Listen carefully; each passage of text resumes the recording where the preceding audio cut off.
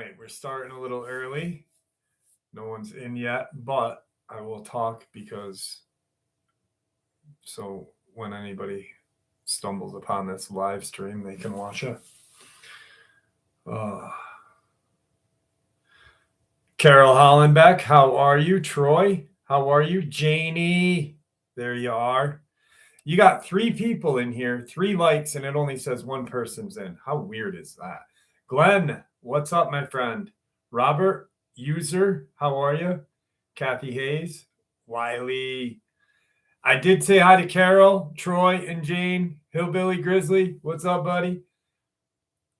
I just want to make sure you guys heard me. Elizabeth, how are you? It is warm. It is unseasonably warm. I like this. DB freaking Mac, what's up, brother? Nick Carroll, how are you? Otis Driftwood, how are you, buddy? Rhonda, how are you, dear? Wesley September. Anthony Spatz. Nashville in the house. Eric, what's up? I just want to make sure because I don't know. It's weird, like in the beginning of the live, like I don't know if there's a lag or not. So I've been looking forward to this live stream all day long. Weather is getting nice.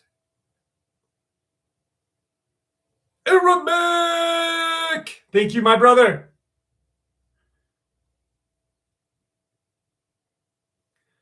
Norman Comics, I hope you're having a better weekend. Aramic makes a grand entrance. Like, everybody else says hi. Aramic's like, here's 10 memberships.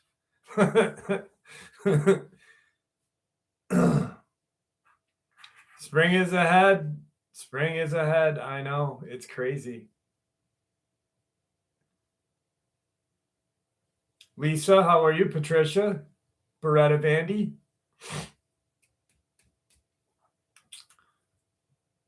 Mr. Hemingway, how are you? AG?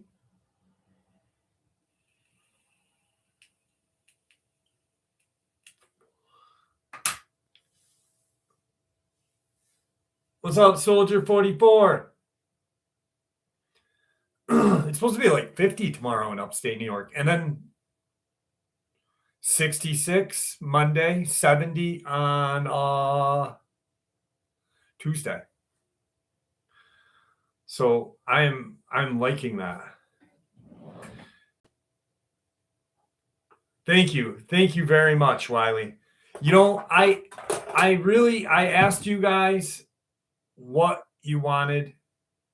I said, listen, I literally have a file that thick of printed out newspaper articles and ranging from like the first newspaper, well, not the first newspapers, but newspapers from like the 1600s in England and stuff.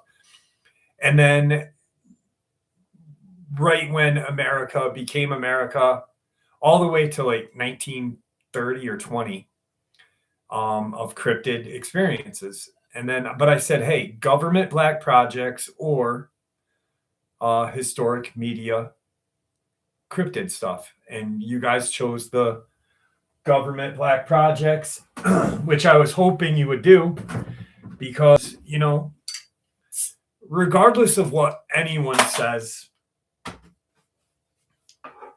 Dogman is awesome, but I kind of sometimes get burnt out hearing Dogman, thinking about Dogman. I've already, I believe 100% that I've proven that there is a connection, the Luciferian umbrella, and everything falls under it. I didn't prove it. The book Skinwalkers at the Pentagon proved it. I just shared it. But, you know, there's so much shit out there that's so scary and all connected. Do a deep dive on Elvis. Is he still alive? I don't think he's alive anymore. I mean, he would be bad if he was still alive. Like, he'd be old. Jesse Good, how are you? Anunchka, how are you, dear? 175. Sunny, the Wandering Gypsy. MJ Bates, how are you, dear? Simone. Simone from the land down under.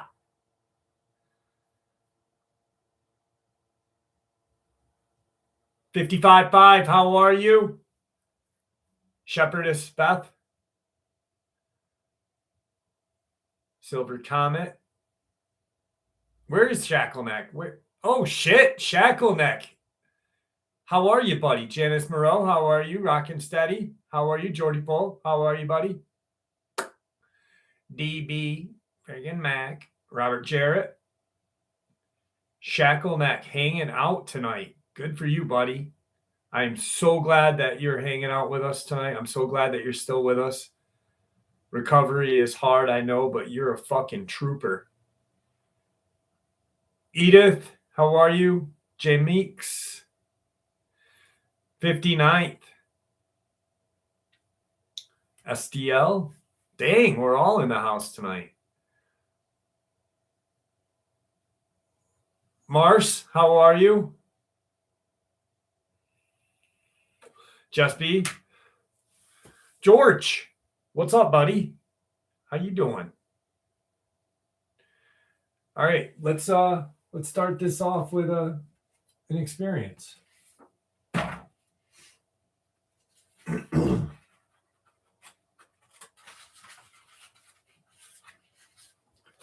I got to take a sip here. Shackleneck, it is good seeing you. I am glad that you're with us. You have fucking overcome a lot in the last couple of months, 6 months, and damn, dude, good for you. Sarah and Howell, how are you? Mr. Perkins? Ethan Perry, how are you? Question, can you please do a video deep dive Germany technology? I have done those before, and I will talk about it again because there is a lot of shit that people I'll talk about it after I share this experience quickly. But you know what? Fuck it. We'll just take a minute. I forget the date, the year, and everything, but I had read somewhere, it was in one of those not like this was years ago, so I trust it. It wasn't in one of those fucking weird, stupid AI printed bullshit. Apparently there was a school that the Nazi party had taken over, or small Nazi group, and U.S. soldiers were coming in. But this was not what they had done with the school or the building. Is they had Charlie, how are you? Tyler 420. They had taken it and turned it into like an experimental genetic experimentation stuff. Some really wacky stuff. Nazi fought hard to keep it.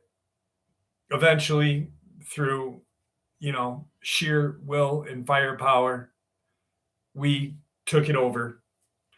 But during the process of them knowing they're going to lose this, they flooded the basement and sub-basement where they were doing experimentation. And they came in the front door and they went to turn to go down. Boom, they're looking at water. So they're kind of like, all right, here. They go up into the building, clear it. They realize that something's wrong with the building. Something's very strange. There's kind of ruins or insignias and such, cult insignias. They end up having two divers go into the basement and sub-basement. One came out. They tied ropes. They had ropes with them, and one had come out. The other did not. He had perished under there. But apparently they had found some sort of weird laboratory with cages and such in there. And I don't know if they found anything in the cages or if they, you know, were empty. But in Nazi Germany, America wasn't the first country to make contact with the reptilian, the Draco, the Gray. The Germans had contact before we did, uh, and they were probably doing the same thing that's going on in Dulce on level 6, Nightmare Hall, just a little earlier. It's disgusting. So, Motorboat, how are you? So, excuse me, I didn't mean to cough so loud. All right, yeah, it's going to be warm in upstate on Tuesday. You're absolutely right. All right. Some background. I live in the California foothills. My parents and I moved into this house from the city in late 2017 after it had been sitting empty for over a year. The day we moved in, my mother and I arrived at, oh shit, I've read this one before. I apologize. The day we moved in, my mother and I arrived to clean while my dad and brother drove the moving truck. Right off the bat, I was uneasy and I tried to write it off. The property felt heavy. It's the only way I can describe it. Some people describe the feeling of being walked homes, but I had that feeling anytime I stepped outside. We were going to sweep and mop the floors, dust the baseboards and windowsills when I noticed this white granular powder all along the baseboards and windowsills, doorways as well. I immediately tell my mom, who told me not to worry about it and sweep it up. By the time I had swept every room and cleaned off the windowsills, I was certain it was salt in a lot of it. But fine, whatever. People that lived here before were superstitious. Okay, I can live with that. We unpacked the truck over the next week. Damn it. I was setting up my room when the next bizarre event started happening. Knocking on the windows, always quick raps that sounded like someone knocking with their knuckles. It would happen so often on all the windows in the house, but when you would turn, no one would be there. You'd go outside, no one would be around the house. This only escalated. My brother and I would walk the dogs around the property. They were getting older, small dogs who were always good natured and calm, except for when they were outside at this new house. They would growl, puff out, get extremely agitated. They hated being outside. When we started finding animal carcasses, they were always small creatures, rats, toads, bats. The biggest we had ever found was a raccoon. The animals had been gutted. A single deliberate line down the torso, starting at their chest and ending toward their rear. No internal organs were left. They looked mummified almost, like something had sucked the fluid and blood right out of their organs right out of them. It was one of the most bizarre and brutal things I had ever seen. My brother would stay up late in his room on his computer every night. He liked to game with his friends until the early mornings. He does not spook easy. But on more than one occasion, I would be awoken by him shaking me, terrified, saying something massive on two legs was walking around outside of his bedroom window, which he said it would walk right up to his window, stop, and when he looked toward the sound, he could hear it scrambling away. I never saw it with my own eyes, and neither did he. But the motion lights outside would be activated every single time, leading towards the woods near the back of the property. Now, I know what you're probably thinking. All of this up to this point can be easily explained and rationally. A crazy person living in the woods, some neighbors messing with us or whatever. Well, that was what I told myself as well, so I could sleep at night a little easier. Then the banging started. It was so loud, it would sound like it was coming from everywhere at once. The walls would literally vibrate, picture frames rattling right off the walls. It was like something massive, stronger than a crazy person, pounding on the exterior walls of the house, always late at night, and always in more places than just one. I could never pinpoint the source directly. My brother and I would stumble out of our bedrooms petrified, and my mom would lead us to her room where we would stay up after that. My dad would walk around the perimeter of the property with his gun, but never found a thing. No footprints, no people, nothing. This happened for probably 6 months, and every time a major event would happen, my dad would walk the perimeter with his rifle, come back in to nothing. We felt like we were going insane. Then suddenly it all stopped. The mutilated animals stopped appearing. I stopped feeling like I was being watched anytime I went outside. The dogs stopped being on edge anytime we took them out. And the property itself felt lighter, like it had finally gotten a deep breath after holding it in for so long. I genuinely have no explanation or even a clue as to what that creature, being, entity even was. I'm just glad it seems to have moved on. Jimmy, what's up, buddy? How are you? Ruth, how are you? Let me quick say hi to everybody. Key West, outside in. How are you? Maggie Mayhem, Flower. How are you, dear? Jimmy, Mr. Friggin' Haunted. What? 5 rings. What's up, brother? What's going on? Sean McCabe, how are you, buddy? Jarrett?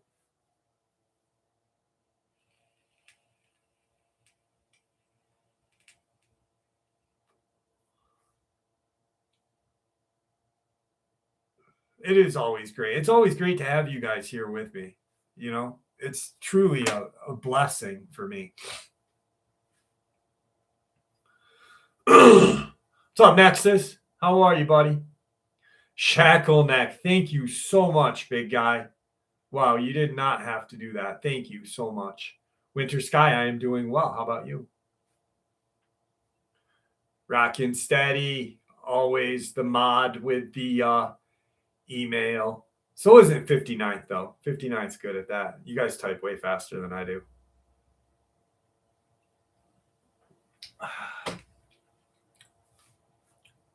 What's up, Nick Hendricks? How are you, buddy?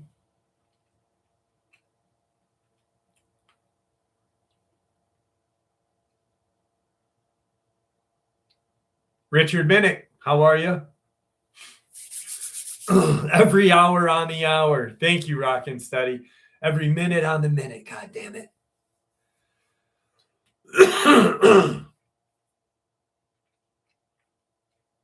Life with, how are you? I hear you, Hendricks.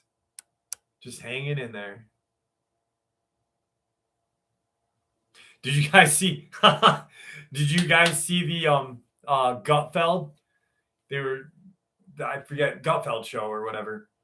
But he was like, after the deposition with Bill and Hillary, he's like, and Bill, to protect himself from disaliving himself, wore one of these, and he had a neck brace on.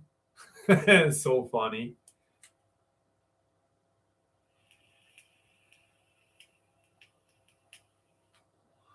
Oh man, the shit that's coming out is just bonkers. We're gonna get 40,000 more pages this weekend.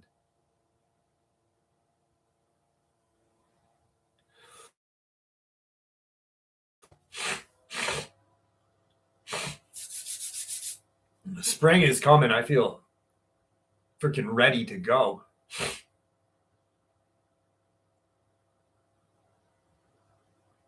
I'll check that out, Maureen. Let me write it down quick.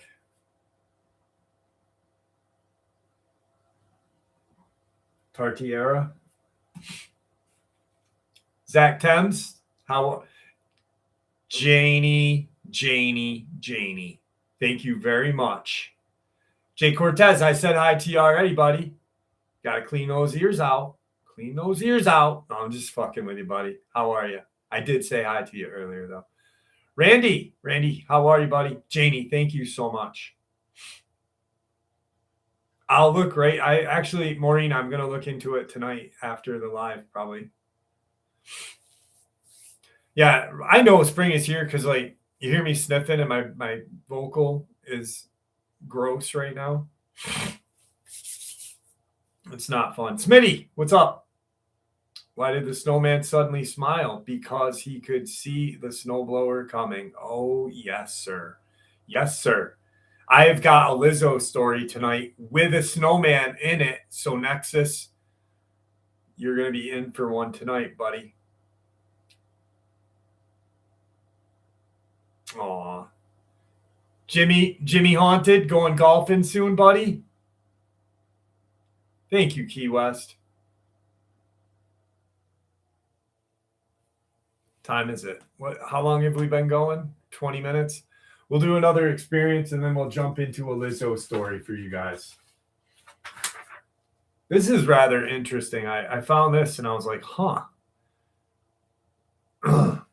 Weird, eerie tree witch creature. Guys, first time sharing ever as a person. I've been very connected with my spirit guides ever since I was little. I'm now 18 and the bond feels somewhat stronger. 6 months ago, I found my boyfriend, who happens to be almost as spiritual as I am. Not the first time that we encountered something strange or that he felt my spirit guide in the room. No eerie feelings whatsoever, but since our relationship might be a bit controversial and it got our heads quite a bit because of our age gap, we felt something weird. So he's taking a walk near my house, and all of a sudden he got this strange gut feeling. All of a sudden his thoughts were racing, and he got very skeptical about us, about how we will not last, etc. We have been very much in love, and we never doubted each other, not even for a second. So here goes where things take a turn. I feel like I got some weird entity in my life, and I don't know if it's true or not. Some considerably bad things started happening, and I am a bit confused. Today, I took a nap after school and found myself in the same block as my boyfriend was last night. I was going home from my part-time job, and it was fall. 2 women were raking leaves, even though it was 2 a.m., and I just ignored it. As I was getting closer to my house, I turned around to see the 2 ladies completely change into this weird, eerie tree witch. Each of them. Their eyes, a bright orange, like some sort of robot. Their face was completely covered in wood. They did not look like people at all. They were quite tall as well. They started slowly following me when something clicked in my head and I started running for my life, screaming and running, taking out my key out of my pocket to unlock my door. The creatures then started running. I fell to the ground and woke up. When I told my boyfriend this experience, he told me how eerie he felt last night. That's why I wanted to share this with you guys, because we don't know what is going on. Anyway, thank you. You know what? We'll do one more. We'll do one more. I got one from Kingston, New York, too. All right. I know you guys like the Black-Eyed Kids. Sonia, how are you? Scott, what's up, buddy? Scott Langhorst. Who membershiped? What happened? Did I miss something? Oh, never mind. I gotta see what Tyler did. Hang on, let me see this. Let me see. Mute. Pixies. That's exactly what it is. Pixies. You're right, Aramic. All right, so I got some Black-Eyed Kids for you tonight because I know we love Black-Eyed Kids. You know, Mars, I've got a story about Kingston, Newburgh region, and I'll share it after in a second.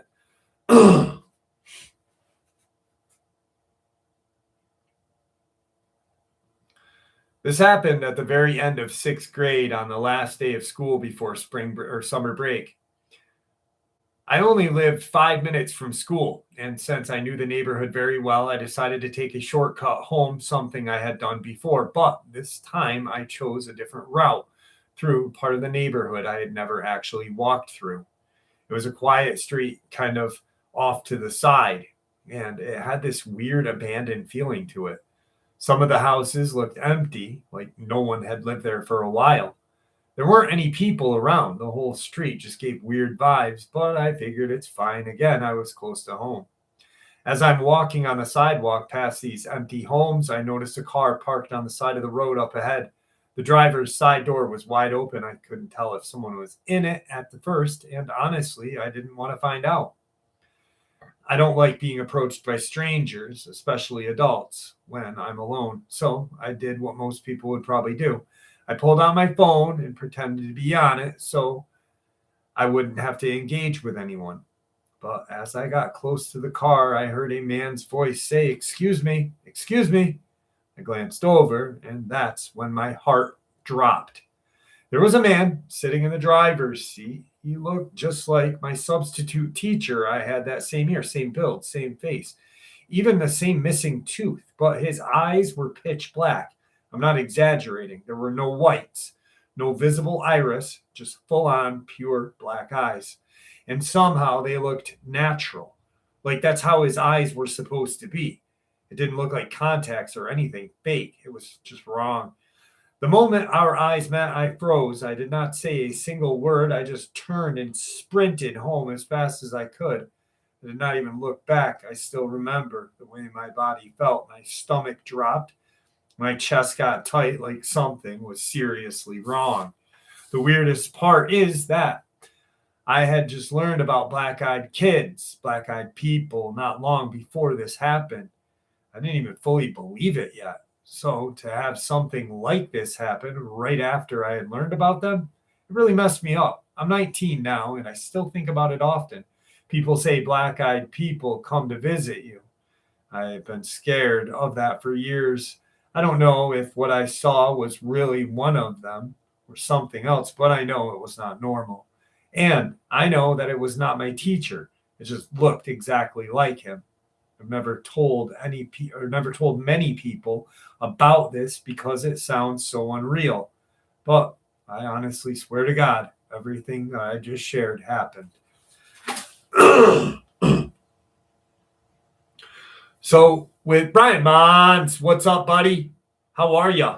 So really quick, before we jump into a Lizzo story, let's get some likes up in this house. 188 people with only 85 likes. Come on now. But have you ever noticed with black-eyed kids experiences, right? And I'm not saying all of them, but it's usually when someone just learns about them or just hears about them that they have an encounter. That's not the first time I've ever heard that.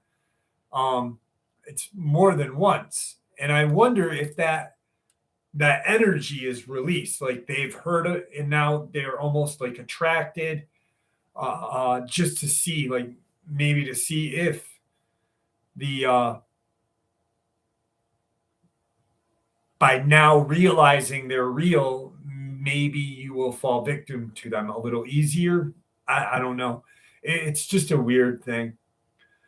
You have personally seen Robert Jarrett. I'd like to hear your story, please, buddy.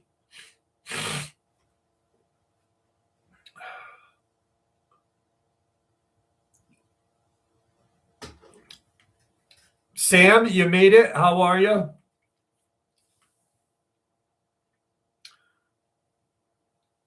Fonda, I am doing well. Thank you for asking. Sam's pretty paranormal. How are you, dear? Um, is it time? Aramic! Donna Harmon, how are you? Thank you, Aramic. Aramic just cannot be ignored. He's like, gotta do it. He makes a grand entrance, and then if you just ignore him for a little bit, he'll show you. Weather's doing good, Gavin Rogers. It's doing good. It's raining like a mother, but it's doing well. Let's do a Lizzo story, though. Let's do a Lizzo story. I've got a snowman Lizzo story that I talked about. So let's start this off right.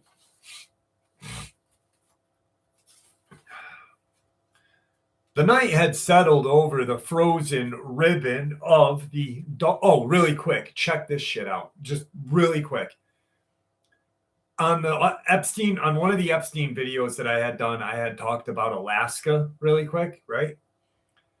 And this toolbox comments, he goes, "Stop lying. I live in Alaska.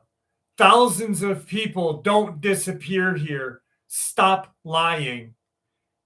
And my response was simply, either you don't live in Alaska or you don't know anything about the state you live in, because it's common knowledge that at least 22 to 2,500 people a year disappear there. Like, come on, buddy. Stop lying. I could just hear his voice. Stop it. He's probably 55, still lives with his mom, and receives spankings from her. The night had settled over the frozen ribbon of Dalton, Alaska's ice road like a thick black blanket dotted with glistening frost. The temperature hovered over a bone-gnawing minus 32 Fahrenheit, and the wind whistled through the skeletal pines that clung to the ridge like skeletal fingers. The only sign of life for miles was a neon signed Mavericks Rest and Refuel, a hulking, half metal, half wooden diner that had earned a reputation as the unofficial last stop before the wilderness swallows you whole. Inside, the glow of fluorescent bulbs and the smell of fried bacon and diesel mingled with a greasy perfume that made the truckers feel at home and the locals pretend they didn't mind the occasional scent of gasoline. The queen of this little kingdom was a woman named Lizzo. Now, she's not just any queen, she was a mountain of a woman, broad shouldered, tattooed with a phoenix that wrapped itself around a set of brass knuckles, and blessed with a voice that could coax a 20-year-old trucker into buying another round of frostbite flavored shots. Her beauty was the kind that could stop a convoy of tractor trailers. It was enforced by a crew of lot lizards, the term the truckers used for the women who knew how to keep the fuel pumps pumping and the patrons entertained. Lizzo's crew ran the counter, the kitchen, and, when necessary, the pleasure lounge in the back, where business was handled with efficiency of a pit stop. Beside her, almost as tall as the diner's neon sign, was Earl, her boyfriend, a hulking trucker whose rig had earned the nickname the Beast of the North. Earl was a man of few words, but when his hand was on the wheel, his eyes were as cold as the road they traveled.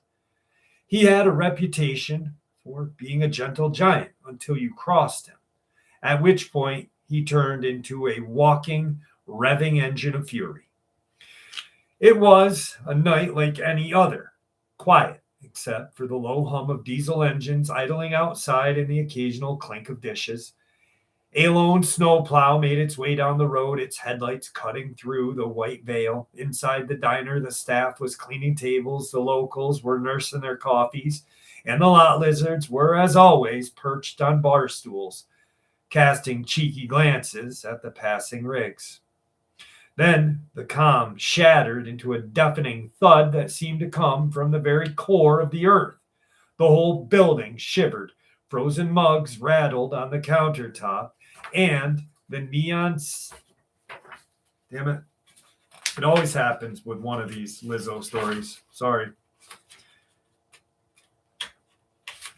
And the neon sign flickered in a sudden erratic strobe.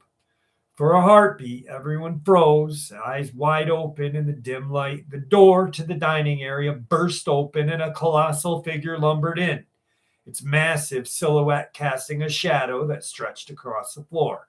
It was an 8-foot-tall snowman built from 3 enormous snowballs stacked with reckless abandon, its coal black eyes glowing like embers. But the most bizarre and terrifying feature, tucked between the snowman's arms, was a 16-inch purple rubber donkey wiener, glistening with an almost obscene shine. It dangled like a twisted scepter, catching the glare of the neon and sending a sickly luminescence across the walls. The snowman's head swiveled, its carrot nose twitched, and it began hurling snowballs with a force that cracked the glass of the windows. Each projectile smashed against the panes, showering the interior with shards of ice that tickled like broken glass chimes. The diner's patrons shrieked, ducking under the tables, while the lot lizards scrambled to hide behind the bar. Suddenly, the snowman lunged toward the fuel pump attendant, a gaunt man named Carl, who was fiddling with a busted hose. With a swift motion that defied its size, the snowman wrapped its rubber wiener around Carl's neck, yanking him forward. The wiener then struck Carl in the chest and head with a series of rapid, humiliating blows, each impact sounding like a rubber slap against bone. Carl's eyes widened in terror before he toppled into a heap in the frosted snow, his face smeared with a mixture of snow and the wiener's violet residue. Lizzo's, hearing the commotion, vaulted from behind the counter. Her boots thudded on the linoleum like a war drum. She cracked her knuckles and let out a bark that could have been a warning to a bear.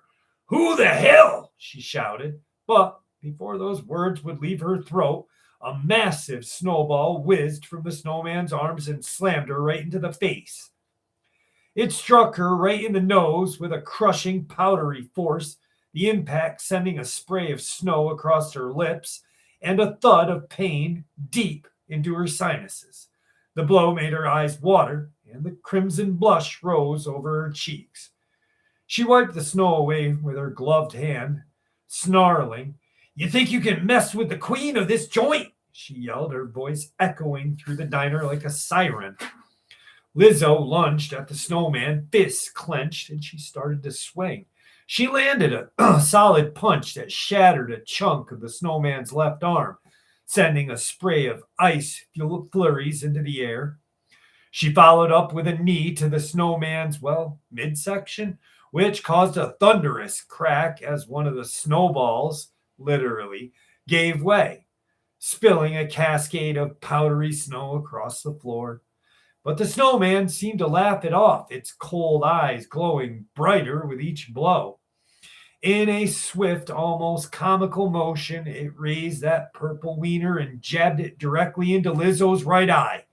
The impact was not a simple poke. It was a painful, rubbery thrust that sent a stinging spray of purple goo into her eye socket. Lizzo gagged, stumbling backward, clutching her face, her vision blurred as this purple ink smeared across her eyelashes. The diner's atmosphere turned from frantic to nightmarish. The snowball barrage continued, windows shattering under the onslaught, patrons screaming, and tried desperately to shield with whatever they could find: napkins, trays, even a stack of frozen burgers. The lot lizards, who usually used a coy smile as a weapon, now resorted to brandishing frying pans and woks, slamming them against the snowman's non-existent legs in a desperate attempt to slow it down. It was at that precise moment that Earl, who had been leaning against the far wall with his arms crossed, felt a surge of primal anger. The sight of Lizzo, his queen, his lover, under assault ignited a fire that was more than just protective. It was feral, animalistic, a thunderstorm of rage that seemed to crackle in the air around him. His eyes, a normal, tired steel gray, flared a bright red, and his body seemed to swell. Earl tore off his coat, revealing a massive tattooed torso that was already slick with thin layer of frost. He roared, a guttural sound that made the snowman pause for half a second. "You think you can break her?" he bellowed, his voice reverberating through the frozen walls with strength that could only be described as monster mode. Earl charged at the snowman. He slammed into it with a force that could have knocked a 30-ton truck off a cliff. The snowman's head cracked under the impact, sending a spray of glittering frost into the air like a burst of fireworks. Earl's massive hands wrapped around that purple rubber wiener, and with a ferocious twist, he snapped it like a piece of cheap licorice. The wiener snapped in half with a sound that was a half pop, half a rubber snap, and a plume of purple gelatinous goo splattered across Earl's face and forearm. The snowman howled a high-pitched, haunting wail that seemed to echo through the ice-capped horizon before collapsing into a mound of slush. Its twisted features melted into a puddle that pooled at the diner's threshold. For a moment, everything was silent. Snow fell gently from the ceiling, landing on the slush that now covered the floor. The neon sign flickered back to a steady glow, the dust settled, and the surviving patrons, shaken, bruised, and partially covered in purple slime, looked at each other, unsure whether to laugh or cry. Lizzo, still clutching that right eye, managed a weak grin. "Well, that's one way to keep the fuel flowing," she said, her voice hoarse but laced with her character sarcasm. She pressed a hand over her bloody nose, feeling the warmth of the blood against the cold air, a reminder that despite the bizarre horrors she just endured, she was still alive. Earl knelt down, pulling his massive arms around the squirming, half-melted snowman remnants. He lifted the wiener, now broken into two jagged purple pieces, and tossed them onto the floor, where they sank into the slush, disappearing as if swallowed by the ice itself. "Everyone all right?" he asked, his voice deeper than ever, a rumble that seemed to vibrate through the metal beams. Carl, the fuel pump attendant, staggered to his feet, his voice half covered in snow and purple goo, but his eyes bright with a mix of terror and admiration. "Yep," he stammered, wiping the slime off his cheek. "I think I've seen it all, but that was something." One of the lot lizards, Maya, a petite woman with a bright pink mohawk, shouted, "Who's got a mop? This place is a mess." The staff scrambled, pulling out mops, towels, and a bucket of hot water to melt the slush quickly before it could seep into the kitchen floorboards. As the mop swished and the slush turned into water, the sound of distant truck engines rolled in on that ice road. The night, now peppered with a soft hum of a new convoy, seemed less threatening, almost ordinary. Yet the neon sign of Maverick's Rest still flickered, announcing to the world that this place was still standing, still defiant, in the face of the absurd, terrifying, and somehow oddly comical nightmare. Lizzo, her eyes still stinging but her spirit unbroken, lifted her glass of bourbon and raised it to the ceiling. "To the weirdest night on the ice road," she toasted, her voice ringing clear. "May the only thing that breaks us be our own jokes." The crowd echoed to the toast, their laughter mingled with low rumbles of Earl's truck engine. The purple wiener lay forgotten in the puddle, a surreal, relic of the night's chaos. Somewhere in the distance, a blowing wind sang through the pines, as if the wilderness herself were chuckling at the absurdity of the snowman wielding another rubber donkey wiener. And so, in that frozen slice of Alaska under the glare of the neon sign that refused to die, the truck stop survived another night. Its queen, a monstrous lover, and a crew of misfit survivors ready to face whatever strange, snow-kissed horror may roll down that ice road next. The story of the purple wienered snowman would soon become legend, whispered amongst the truckers at the next wait station, told over mugs of Joe and bottles of fire water, each retelling and adding new layers of humor and terror, just the way the road demanded.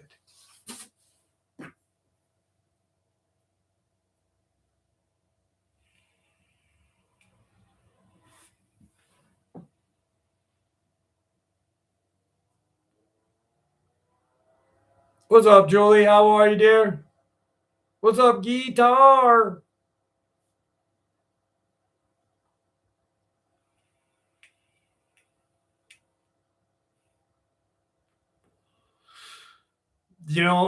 I was telling my friend today, and hang on, I love ya.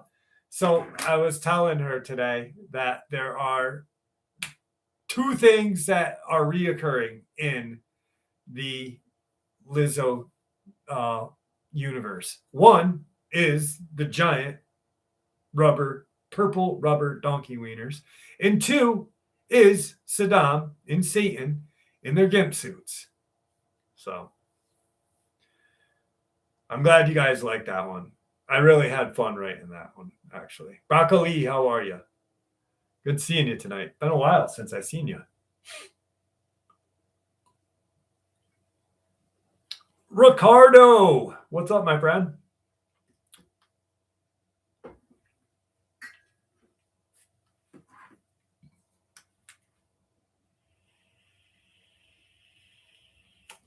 Thank you, Aramic. I aim to please. I actually, with the line of the jokes, I was thinking of you with your dad jokes, your never disappointing dad. Jad 9479.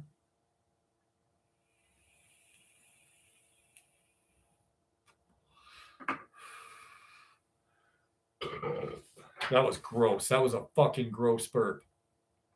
It hurt too. It was foamy.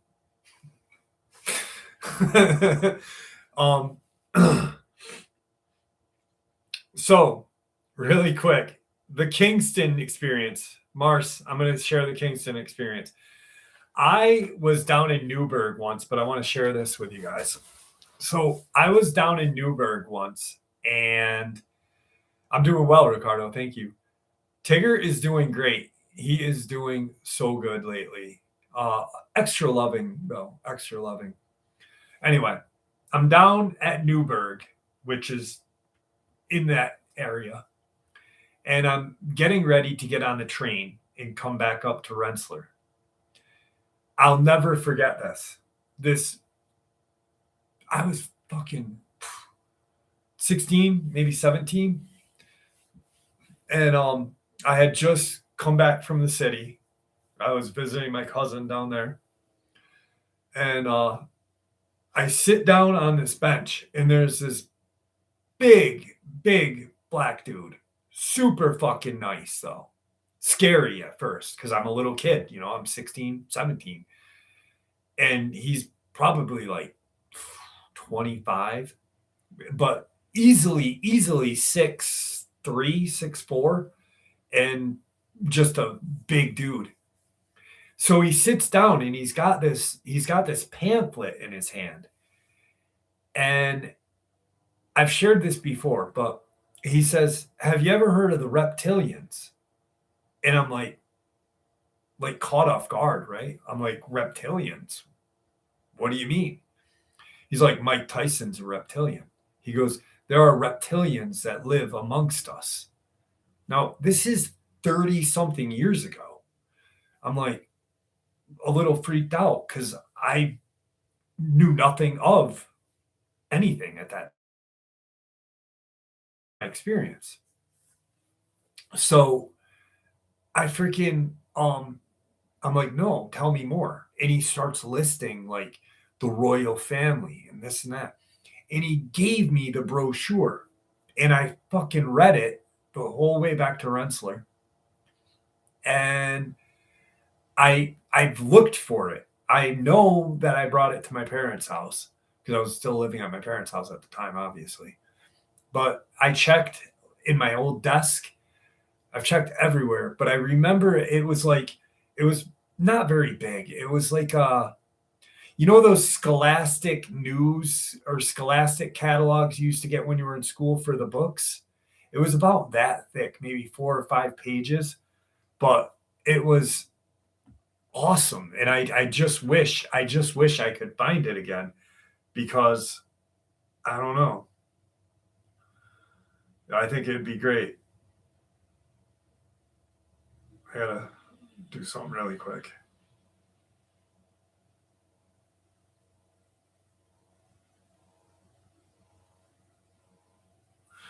All right.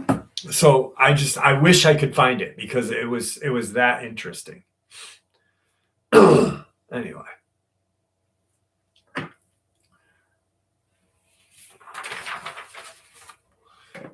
to the Kingston story.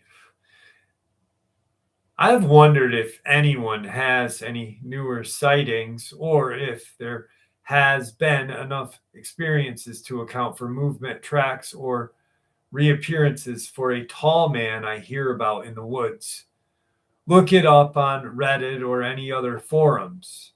I am very soon going to be living in a wooded lot owned by a friend in the middle of nowhere by myself. I'm not exactly thrilled of living alone as it is anywhere but to be in the middle of the forest, essentially surrounded by woods, as my newfound freedom of independence sounds real nice when someone comes to visit. But when they don't know, or they don't, who knows what I will see. My friend who is offering this place has told me he has seen a creature that is at least 10 feet in height. He would see it late at night at around midnight. It has large orange eyes. It would move its head, but other than some sort of creature that's extremely tall, the place is well lit, and there is a dog, but he has a video of this thing that is in its unexplainable eyes. Anyway, I just wanted to share this because I'm wondering if anyone in the Kingston region has heard of this creature. 10 foot tall with orange eyes. Thank you. Donna Harmon, thank you so much, dear. Thank you. I really appreciate you. Paul Carlisle, how are you, buddy? Edith, I don't know if I said hi to you. I think I may have, but I'm going to say hi to you again just in case.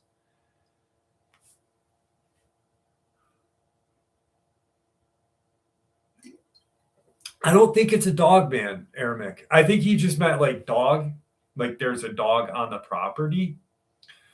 But to me, you know what it almost sounded like? Like Kingston's not really wooded. Like there are woods. It's obviously in the Catskill Hudson Valley region. But after thinking about reading that and thinking about it, it almost reminded me of like the New Jersey the red-eyed creature in New Jersey that it just called red eyes. Except this thing has orange eyes, and that creature nobody has really seen what it is. And just see these red eyes that are very high up, you know.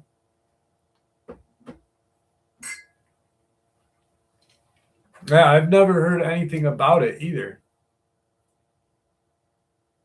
It's not really a small city, Mars. It's way bigger than Glens Falls. It's small for you because you live there, but for me, that place is big. You know what I mean? Rez, how are you? I'm glad that you're here with us.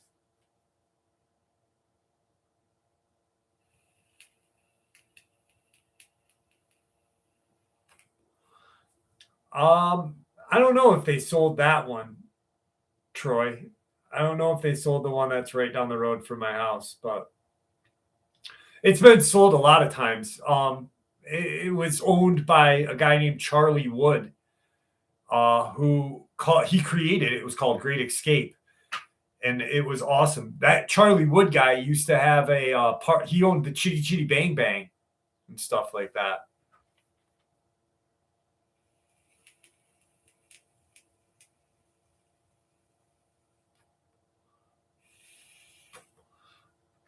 I think my daughter was talking about them selling one of them. I don't know which one though. What's up, Sumner? How are you, buddy? How's your brother doing, buddy? My prayers are still with you and your family. I don't control the ads, Julie. I apologize.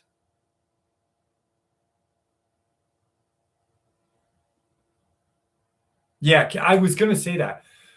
Comfortably numb. Thank you so much. Thank you very much. I appreciate you. Wow. Aramik brings his own booze. Thank you, Rez. Thank you very much.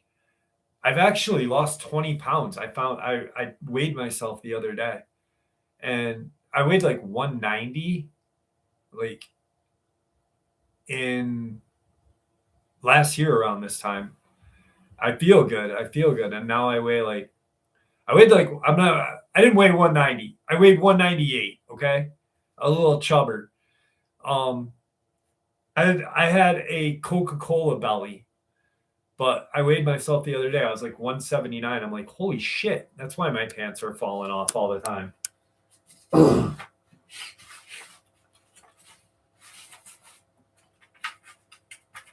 I've got a really I got a really long story here. But you know what? I want to do I'm in the mood. I'm in the mood for another black-eyed child story. How about you? DB Mac, you still in the house? Because I'm going to be doing what you love so much soon.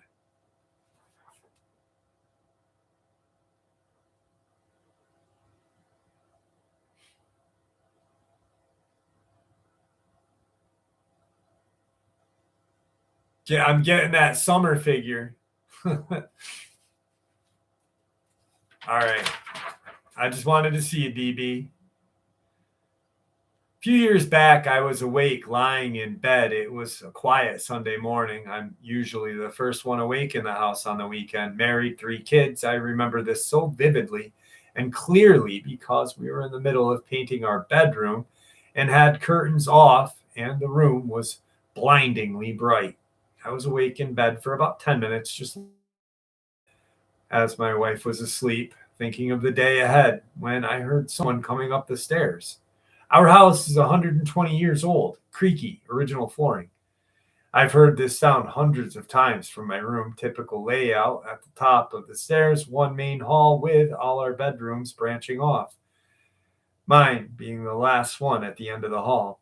I can tell which door in the hall someone is walking to with my eyes closed and certainly know if someone is coming into mine because I'm the last door once again.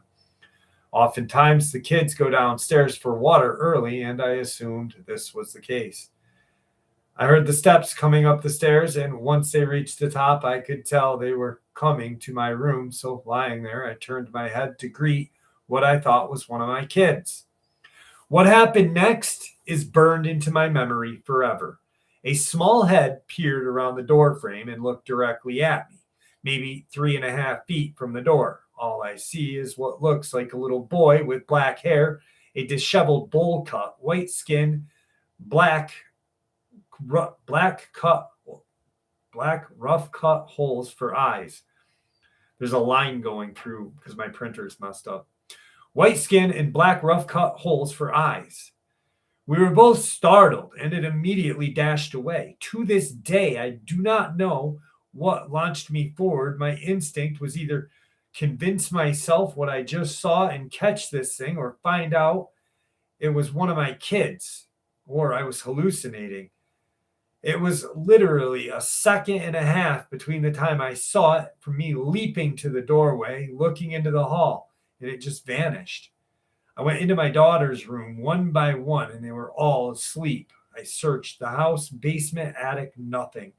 This house has many stories that I could share, but this is unlike anything I have ever had experienced. My thing, here it is. I think that, I think whatever,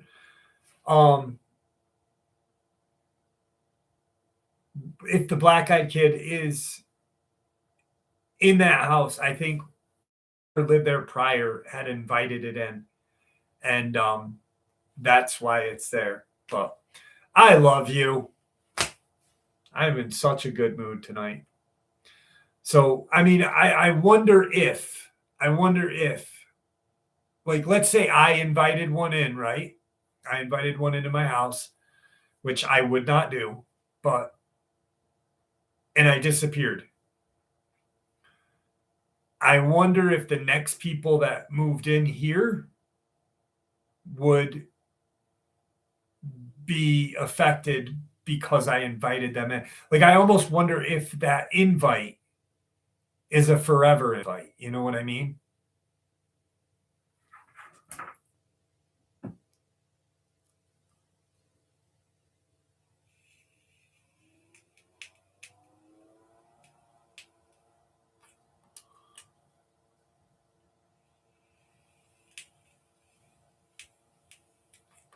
Yeah, I don't think they would leave. Sean, what's up, buddy?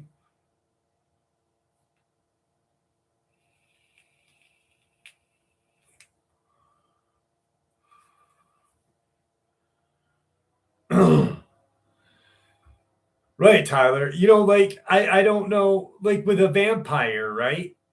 If you always hear about vampires that they, unless you tell them that they are no longer welcome in your home, but I don't know if that works with these little fuckers.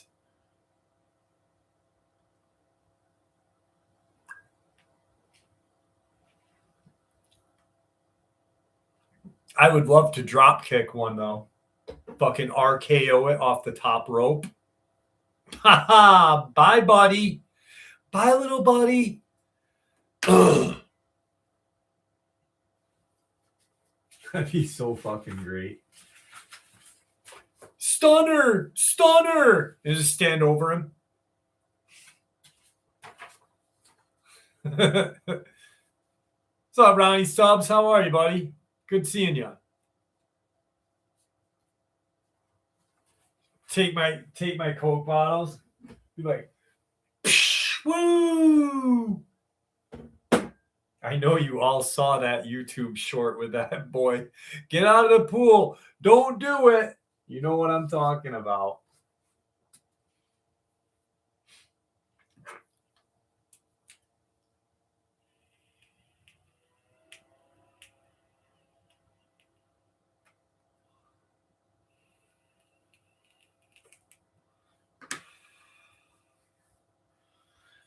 All right. This one's a little creepy. This got an update to it, too. When I was a kid, about 10 years of age, maybe, I remember sleeping in the living room on the sofa. My uncle slept in the other couch. It was a regular sofa where he slept. It was a small apartment, 2 rooms, and I had a big family at the time. So, anyway, I'm lying down, and from the corner of my eye, I saw something. So I immediately turned to look, and I locked on to whatever was there by the bathroom door. It was standing there, almost the height of the bathroom door. It was all black, dark, but I remember I could see its eyes. They were black, but you can see the shine on it or something. It was looking at me. I quickly woke up, jumped to the next sofa where my uncle was sleeping, and woke him up. I told him I saw something standing by the bathroom door. He went and looked, turned on the lights to the bathroom, and there was nothing or anyone. I explained to him what I seen. He looked at me and told me just to go back to bed. It was nothing. A few years later, I started dating this girl. She was my first. We were each other's first. I was about 15, I think. I remember we were walking through the cemetery to get to my house. We liked walking through the cemetery a lot. She was the type of girl that dressed gothic hardcore sometimes. Not me, though. Anyway, back to the day we walked through the cemetery. We went to my house and hung out with the family. Later that night, we walked back. I walked her to the train station and she went home. I went back home. We texted each other and she told me something. She told me she saw something black walking next to me. I told her it would next to me. It told her it would take care of me. At first, I thought it was cool. As a young kid, you don't really think much of yourself. I left it alone and we never talked about it again. Years later, I was maybe in my 30s. I started feeling something and almost always see something out of the corner of my eye. There would be an object next to me, but from the corner of my eye, it would take the feel like something else is next to me or behind me or watching me. I get chills all the time when I see something like that in the corner of my eye. Makes me feel like I'm being watched. But anyway, I contacted my ex. Yes, we didn't last. I contacted her here after years later, after I'm in my 30s at the time. I'm 36 now. I asked her about that day when we were young if she really did, in fact, see something black walking next to me. She told me, yeah, it's true. I told you. I was never lying, and I didn't want to talk about it that day. The thing was scary. I let it go after that. I was hoping she would tell me she lied or something because we were just kids into dumb things and not knowing better. But she stuck to her answer all these years. I wonder myself now at 36 if there is something that walks with me and is somehow taking care of me. I think it's Jesus, but it's not freaking a dark shadow, you bud. I think it knows I would be too afraid and too frightened to ever meet it face to face. I would probably faint or something. Or it would be like those old nightmares I used to have where my voice just has a voice and where my voice just has a voice and nobody can hear me scream. I would faint, something that gives me chills thinking it's watching me. I don't ever want to meet it. I live my life calm and peaceful these days, staying vigilant always because there are forces of good and bad that we do not see or understand. It would blow our minds and leave us in shock for days and make us have meltdowns trying to understand everything. But anyway, I just wanted to say this and see what anyone thinks or wants to add. Update. I'm going to share this just this night. It showed itself again. The dark thing finally came out of the shadows in my room. I was lying down watching videos on my phone. This time I had the lights off in the room, but I had a nice dark by the wall next to my room door. My whole body started to vibrate from head to toe. I wanted to say that's what it felt like, or head to toe. Well, head to toe. I went head to toe. I went to say that's what it felt like. I saw a gray thing stepping out of the shadows. Ooh, I saw its legs first. They were gray, old and skinny. I saw its torso coming out also. It was a slim body. Head I didn't see. It stayed in the shadows. I tried to look away, but at the same time, my body was vibrating and was causing me not to see very well or turn my head away from what I was witnessing. I was able to look away, though. My body then went back to normal in an instant. I looked over at the wall again, and it seemed normal but gave me chills. This was the first time I experienced something like this. I wonder what it is. A demon? Something else living in the shadows? I wonder if I move out, will it still continue to haunt me? I thought it stopped for a while. Anyway, I don't know. I'll keep living my life, I guess. Let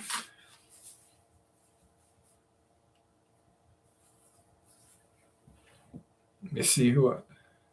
Storm Zombie, how are you? Is Andy Davis in here? Oh, there he is. What's up, Davis? How are you, buddy?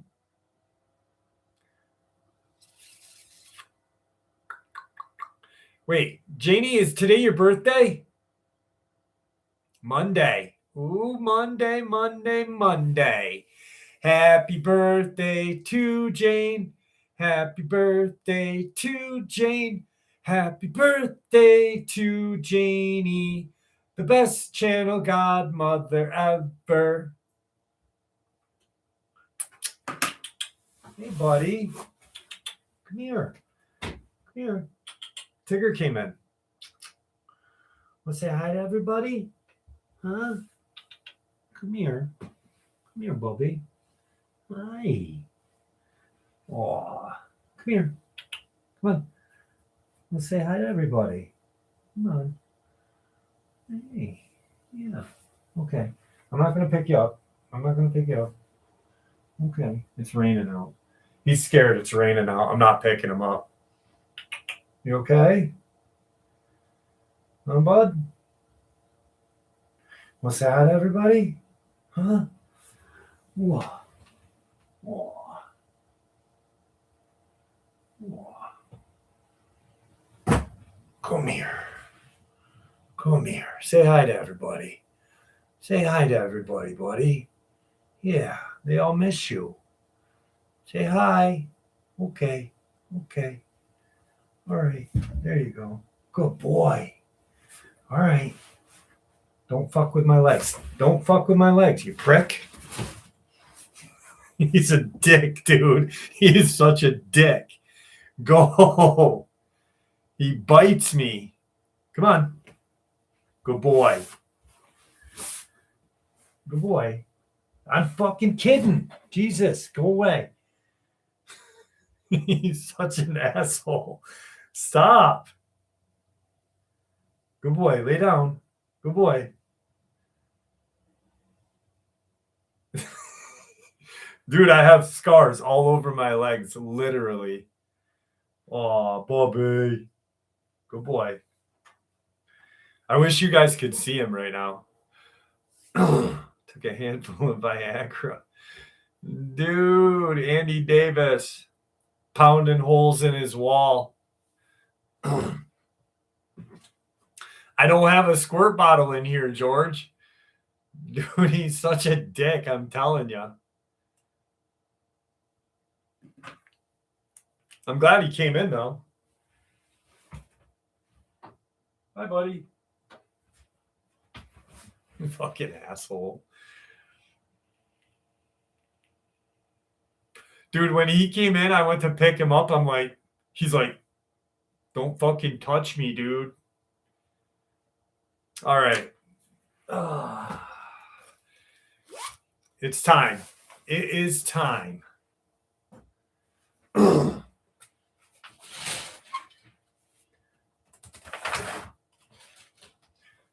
Because 20 bucks is 20 bucks.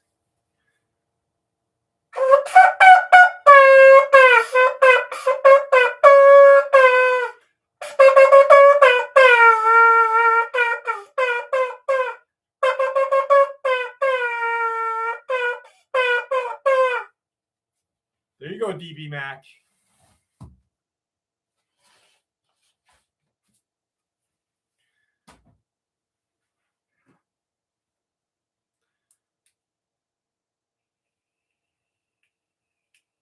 I swear to God, that is DB Mac's favorite part of this show.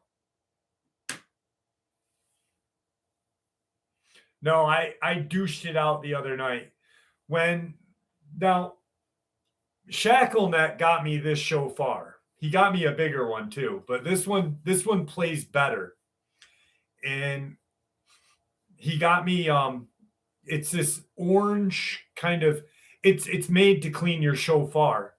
You spray it and you fucking that did not look good, did it? You spray it, you put the thing in it and you clean it like that. That did not look good at all.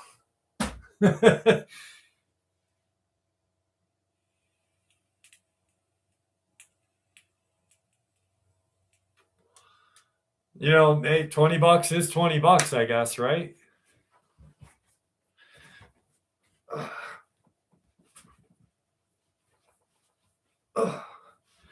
There, had to do the upstate shake. What time is it?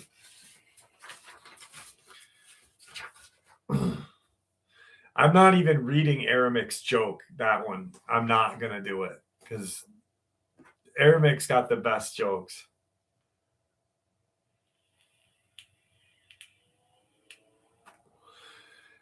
Do I like dogs? I like dogs.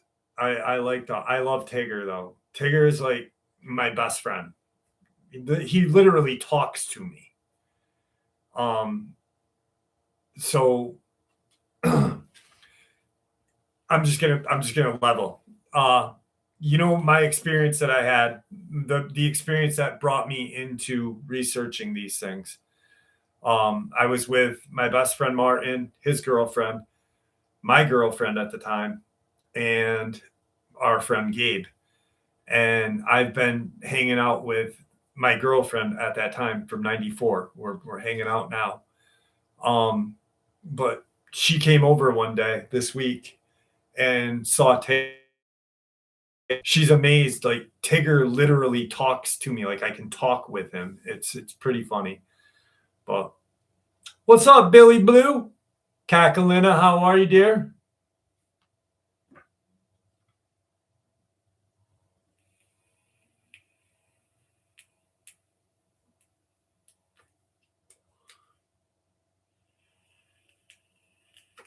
Eli, thank you so much, buddy.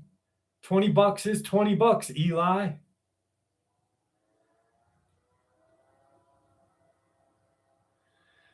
You are so awesome. Thanks, Eli. I appreciate you.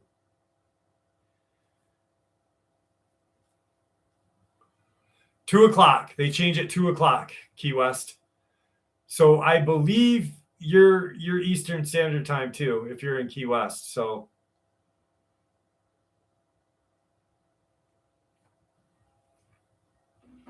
I like dogs though.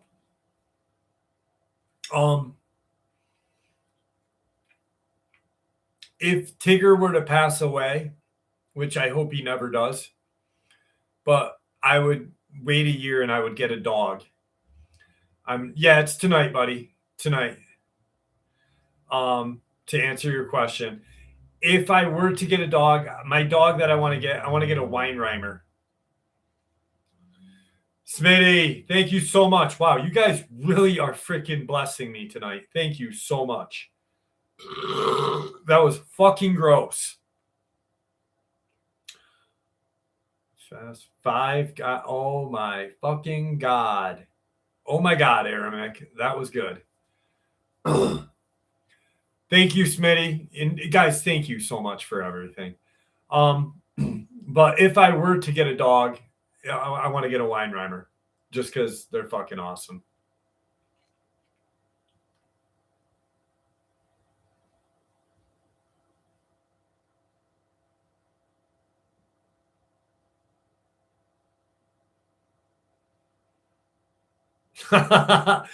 I told you it was gross. All right. This experience happened a year ago, and my family does not know what to make. So maybe you guys here can help. This happened last year in May. My family and I were going on a trip. We live in South Africa, and our hotel was between two towns, Bella Bella and the Bazimbi. The hotel was basically in the middle. I can't stress this enough, though. Between Bella Bella and the hotel, there is nothing. No townships, no constructions, no mines, completely empty. Even the roads at night get quiet. So it's almost 12 a.m., and we are 30 kilometers or 18 miles outside of Bella Bella and 40 kilometers or 25 miles outside of the hotel. As they're driving, it just happened so fast, but it was enough for my dad to slam on the brakes. We saw a man in what looked like mining clothing. He was carrying something that looked heavy. He looked thin and skeletal, basically. And his skin was silver, almost white, kind of like those people that pretend to be statues. By the time my dad braked and we looked around, he was gone.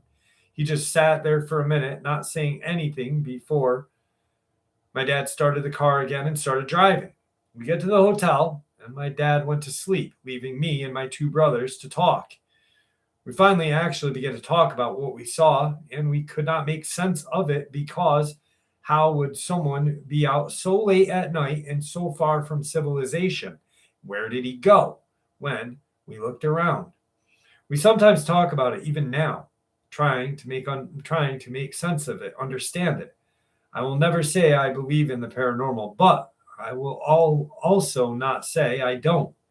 I just don't think there are sometimes ways of proving what you have seen is just your imagination or something other. But all of us who were in that car saw exactly the same thing go down.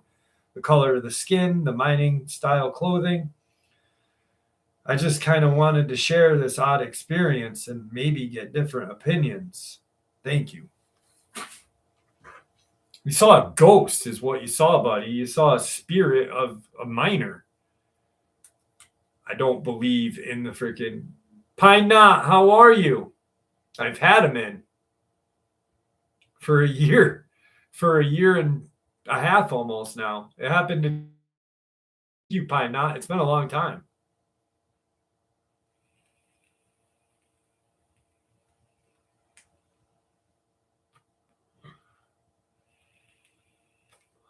Oh, dude, that's a good song. That is a good song.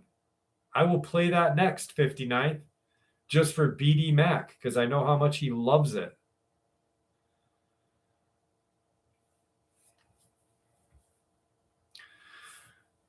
What time is it? Aramic does it again. Just when you thought it was over, Aramic shows up again. Thank you, Aramic. And you know what? This one goes out to you. Now, for those of you who are new and you see Aramic gifting memberships, Aramic is really the largest and by far the most expert in Mothmen. Not only does he believe in Mothmen, but he collects them like butterflies. He has written 14 books. A TV series was almost on the line with him. He is just the Mothman expert. So, Aramic, this one goes out to you, my friend. And I love you. My name is John, and this happened sometime in 1990s during the summer. My friend Jerome and I were driving east toward Hackensack, New Jersey. I can't remember if we were on 46 or 80, but we were approaching the area near Dundee Lake. It was around 6 p.m., still daylight. It was a clear sky. Traffic slowed as we crossed the bridge over the water. We're just rolling along with other cars when something suddenly caught our attention from the left side of the highway. Out of nowhere, two winged creatures rose up from the direction of the water and glided over the tops of the car. They were extremely close, maybe 3 feet above the vehicles. Their wings were fully extended. They were not flapping at all, just simply gliding. Both Jerome and I shouted at the same time, asking each other seen what we saw. That moment felt almost like it happened in slow motion. The creatures were long, slim, maybe 6, 7 feet in length. They looked somehow human in shape, but large bat-like wings. I could not tell whether their arms were separate from their wings or part of them. Their bodies a brownish, shiny color, almost as if they were wet. That was the first thing that stuck with me. They looked slick, like something that just came out of the water.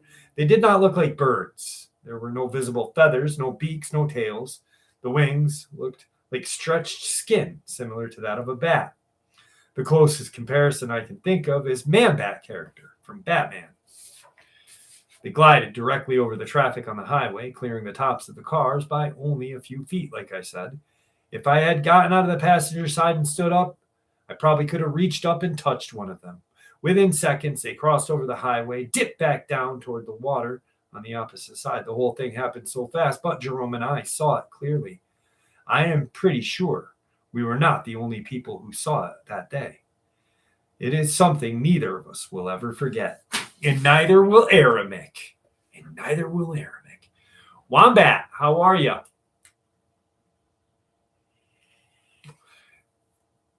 Aramic is such a Mothman advocate, and he has Arthur from the Tick a costume, and he puts it on sometimes, and he runs around. Shekel Nick, thank you, brother. Dude, I am so glad that you're here with us. It's such a nice thing to see you here tonight, buddy.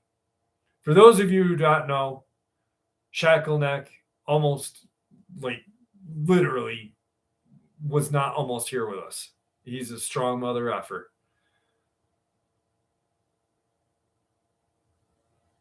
So it is great to see you here, buddy. Haven't seen Caterpillar Man. Caterpillar Man. Oh, shit. Mothman busts out of his chrysalis. He's like, all right. It is time for a Lizzo story, isn't it? Lizzo? Lizzo? Yes, it is.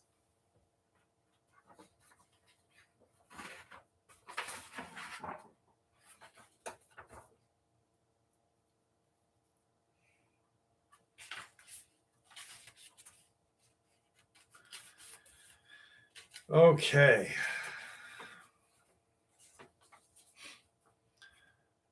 On the cracked, sun-baked edge of a nameless up like the backs of tired giants, there sits a truck stop that looks as if it was assembled out of discarded highway signs, rusted metal cabinets, and a neon sign that flickers open 24/7 diner and motel. The place is a hodgepodge of grease stained booths, a flickering jukebox that insists on playing 80s power ballads, and a row of diesel filled bays where the night owls of the interstate dump their rigs like tired horses. If you were to draw a map of the stop, the most prominent feature would not be the coffee pot, the payphone, or the endless line of cheap fried chicken.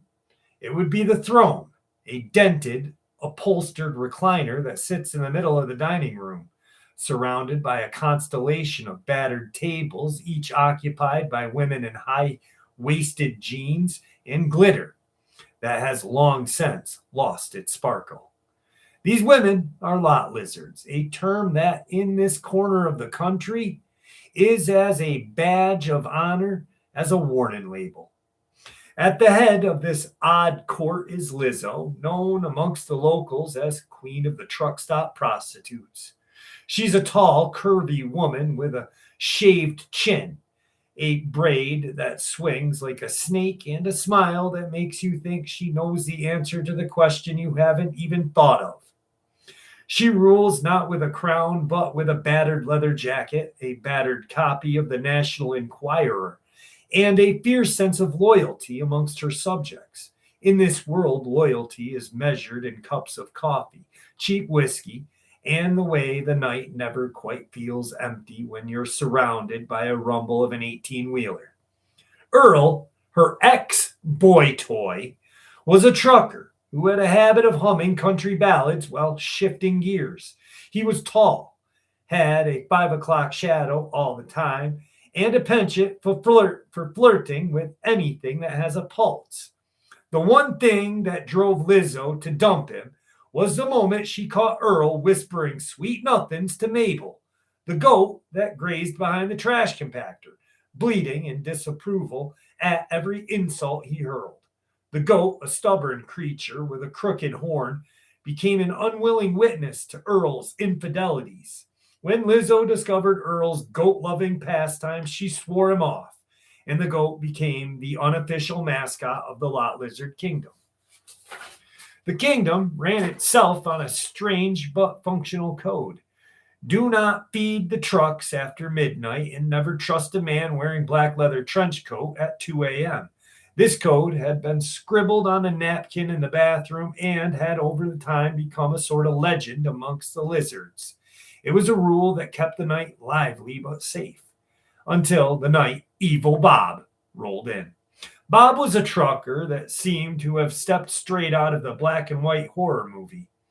He wore a dented steel toe boot that clung against the concrete, a black leather trench coat that seemed to swallow any light, and a skull painted mask that hid his face completely. The only thing that gave away his identity was a tattoo of a snarling pit bull on his forearm. He did not order coffee. He didn't even ask for the bathroom. He simply glided over to the center of the diner, his boots echoing like a death march, and announced his purpose in the voice that sounded like an oil-filled piston grinding together. Ladies, I'm here for lot lizards. The king of the Highway 23 sent word for your activities are causing a traffic jam in his rearview mirror, and I'm here to clean up the mess.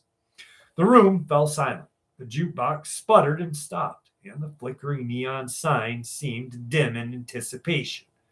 Now Lizzo's eyebrows arched, a smirk curling at the corner of her mouth. She had heard rumors of a trucker who made hobby of hunting lot lizards for sport. She had also heard that he called himself Evil Bob, a name that sounded like a children's cartoon villain, but carried the weight of a chainsaw. Bob's eyes, if you could call the dark lenses of his mask eyes, scanned the room. He reached into his trench coat, pulling out a rusted, dented pipe that glimmered like a weapon forged in a junkyard. He lunged forward, knocking over a stack of paper plates, and, in a blur of steel and fury, seized two of the lot lizards, yanking them roughly to the floor.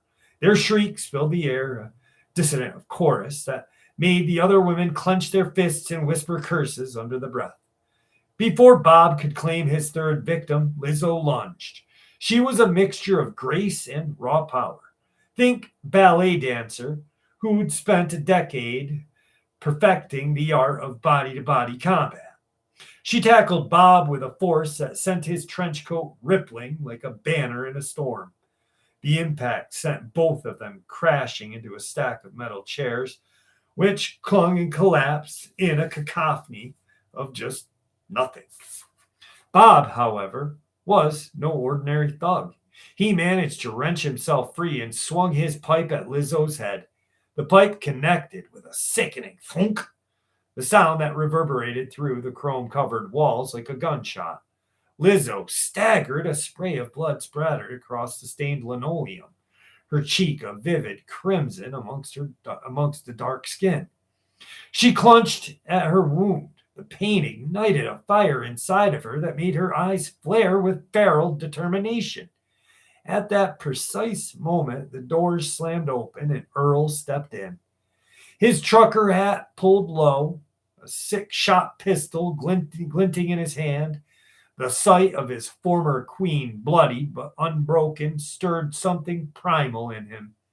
He had come for his own reasons, part guilt, part curiosity, part lingering heat of an old flame. But now, seeing the queen in peril, his loyalty resurfaced like a forgotten highway map. "Bob!" Earl shouted, his voice echoing like the metal grills and rusted signs. "You ain't taking no more of my girls." Bob turned, surprised by the sudden appearance of the lanky trucker with a pistol that looked far too cheap for a man of his reputation. In a flash, Earl fired 3 rounds. 2 hit Bob's chest. The third glanced off his trench coat, ricocheted into a pile of napkins, and fluttered like a startled bird. Bob staggered, the pipe slipping from his grip, cluttering to the floor. With a guttural roar, he lunged at Earl, but the former lot lizard queen's ex-boy toy, driven by a mixture of adrenaline and raw vengeance, tackled him to the ground. Their bodies rolled across the concrete, the sound of metal against metal and flesh creating a grotesque symphony. The trench coat tore open, revealing a gaunt, scarred face that was barely human. Bob's eyes widened as he realized his end was near. Earl used his massive trucker hands that had to clamp down on Bob's throat. With a grunt, he squeezed. The life drained from Bob's eyes. His mask slipped away to reveal a snarl of bruised bone and torn flesh. The weight of the trucker's grip turned the once fearsome murderer into a limp pulp that oozed a sickly brown fluid onto the floor.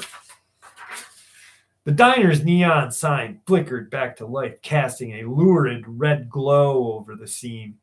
The surviving lot lizards, now bruised but unbowed, gathered around Lizzo, who pressed a blood-spattered hand to her wound, a stubborn smile still etched on her face. "Earl," she whispered, her voice hoarse but laced with gratitude. "You still have a soft spot for goats, don't you?" Earl, his breath shaking, looked over at Mabel, the goat who had once bore witness to his indiscretions. Mabel was now perched on the disused chair, ears perked, nostrils flaring in a scent of blood and diesel. She bleated, a sound that seemed almost amused. "Rockin' steady, thank you, brother." "Well," Earl replied, his eyes reflecting a mixture of shame and resolve, If you're going to forgive a goat flirting fool, I'll do something useful. Lizzo chuckled, a low rumbling sound that could have been a mistake for a rumble of an engine. I think you already did, she said, gesturing to the pulp of Evil Bob's corpse that lie like a grotesque sculpture in the middle of the floor. But there's one more thing we got to do. The remaining lot lizards, ever resourceful and perhaps more mischievous than any fairy tale witch, gathered scraps of paper, an old soda can, and a plastic bucket. Together, they fashioned a makeshift feeding trough. They lifted the limp remains of Evil Bob, the man who had tried to butcher their kingdom for sport, and without a moment's hesitation, shoveled the remains into the bucket. Mabel, ever the opportunist, sniffed the air and, with a nod, lunged forward, her front hooves gripping the bucket's rim. As the goats are known to do, Mabel began to eat with a ferocity that was both horrifying and oddly satisfying. The truck stop patrons, half asleep, half drunk, stared eyes wide as the goat chewed right through the man's shirt bones and the dented pipe, morsels that were devoured with the same ferocious appetite Mabel had shown when she once ate a whole bag of corn chips. When that goat finally finished, it let out a contented sigh, and the diner fell silent, except for the soft hum of the refrigerator and a distant howl of a coyote across the highway. Lizzo, still clutching her wounded head, turned to Earl. She brushed a strand of hair from her face. Her eyes softened. "You saved me," she said, "and you saved the kingdom. Maybe there is a place for you still after all." Earl, still holding his pistol, lowered it. He knelt, his boots scraping the concrete, and placed a gentle hand to Mabel's head. "I'm sorry," he whispered, more to the goat than to Lizzo, "for everything." The lot lizards, hearing the word sorry, erupted in a chorus of laughter, gruff, hoarse, and a little bit wild. The sound was half celebrated, half acknowledged that in this strange kingdom, the line between fear and hilarity is as thin as paper. In the weeks that followed, the truck stop regained its rhythm. The neon sign glowed brighter, the jukebox played louder, and that legend of Evil Bob, now known in hushed whispers as the man the goat ate, became a cautionary tale told to every new trucker who rolled in after midnight. The story was recounted with a mixture of shudders and chuckles. A reminder that the kingdom of Lizzo, the queen of the lot lizard, could survive anything, whether it be a rogue trucker in a jumpsuit, a goat with a taste for human flesh, or a former lover who flirted with a goat. Somehow, near the back, Mabel the goat now sported a new badge, a makeshift collar made of rusted license plates that read "Goat number 1." She chewed lazily in a piece of dented pipe that remained, even in the darkest of the nights, a little absurdity. Could make the whole world feel like a road trip with a broken GPS, confusing, terrifying, and yet somehow funny. Thus the kingdom thrived. Fierce queen, guarded by the trucker who loved her, and protected by a goat that had once eaten the man named Evil Bob. That's it, my friends. That's how the night ended. Just another Tuesday at the truck stop.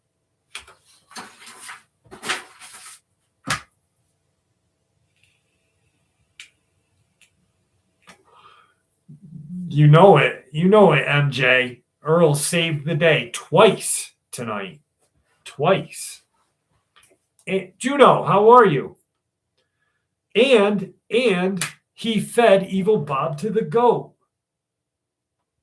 Where's my bottle opener? There it is. Look at these little dinky things. The fuck are they?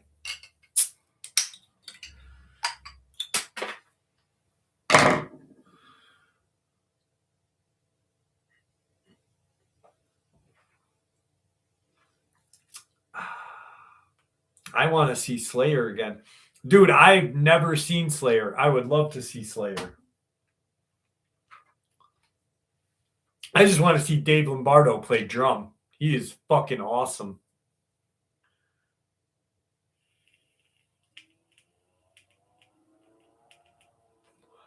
Ah, Andy Davis.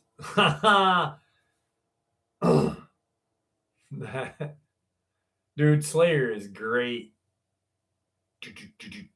I'm not going to play him because I'll get hit with a strike again. No Slayer for you, YouTube says. First concert. No, they're not Mexican Cokes. These are like pretend Mexican Cokes. That's why they're so little. Once again, something that Andy Davis's first wife said. Sorry, dude, you left yourself wide open for it.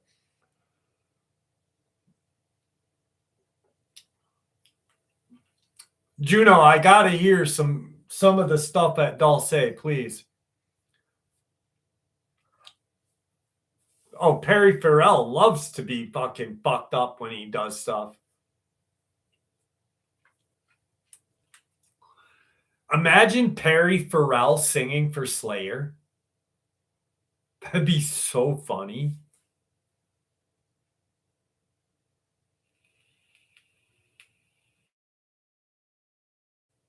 Dance with the dead in my dreams. Listen to the hollow screams. Dude, that punch was. You know what sucks, Rockin' Steady? Jane's Addiction was literally working on a new album after Perry Farrell punched Dave Navarro, or before he punched him. And then they released the 2 new songs on vinyl. But Perry Farrell singing with fucking Slayer would be great. He'd be dancing around. Fucking Slayer.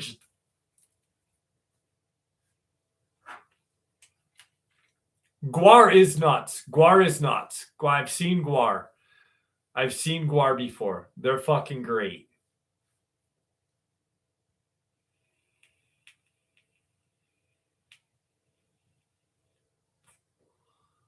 What's up, Hercules Misfit? How are you, buddy? Thank you. Thank you, Key West. Guar is good. Guar is, dude, they're just by far the most bizarre band. Like, not really the most bizarre band, but they are bizarre. And for being bizarre, they are amazing musicians.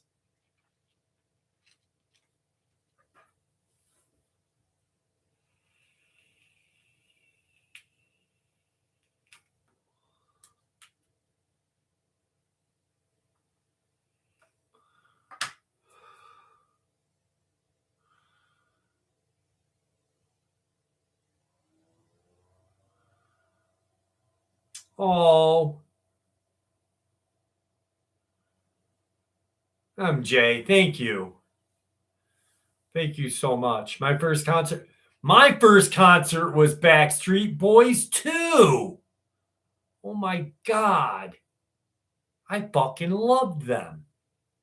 That Donnie Wahlberg was such a hunk. I know he wasn't in Backstreet Boys. It was a joke. Never heard of Dope Lemon. I'll have to look them up though.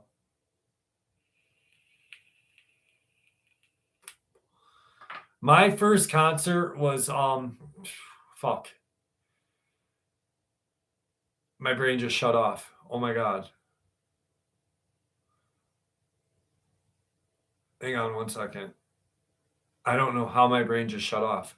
I remember the concert vividly.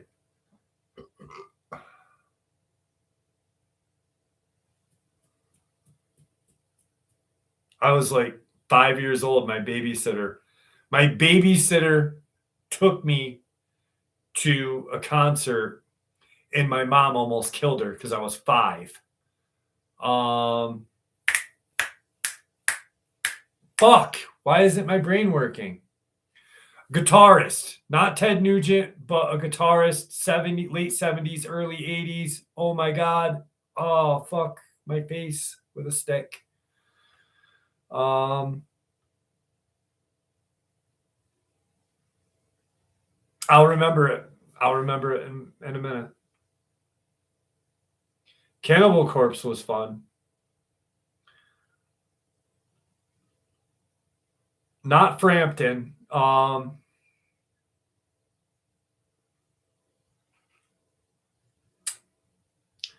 Not Clapton, not Nugent, but another badass guitar player.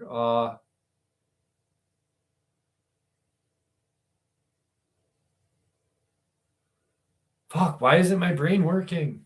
Oh my God. Oh my God. Nick was the best. Jesus, Nick was such a hunk. Not Jeff Beck, but fuck, I can't remember. Anyway, she took me to this concert. I was 5. And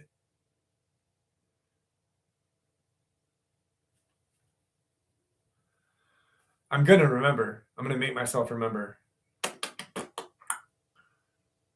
Anyway, I'll think of it. But my mom busted her because my mom got out of work early that night and came home and no one was at the house.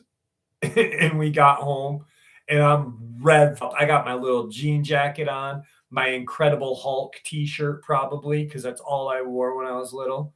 And I had an Incredible Hulk trucker's cap that I wore all the time. I was hoss. Not any of those guys. Fucking A, man. I not Bob Seger. It'll never come up with it because it's such a weird name.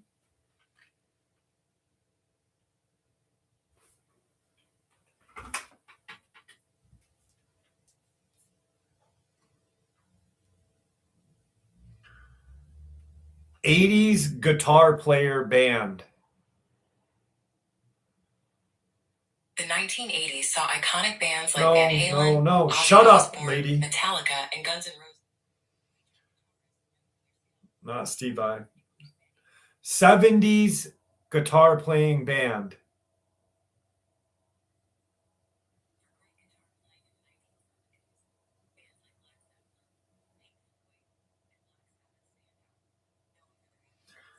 No.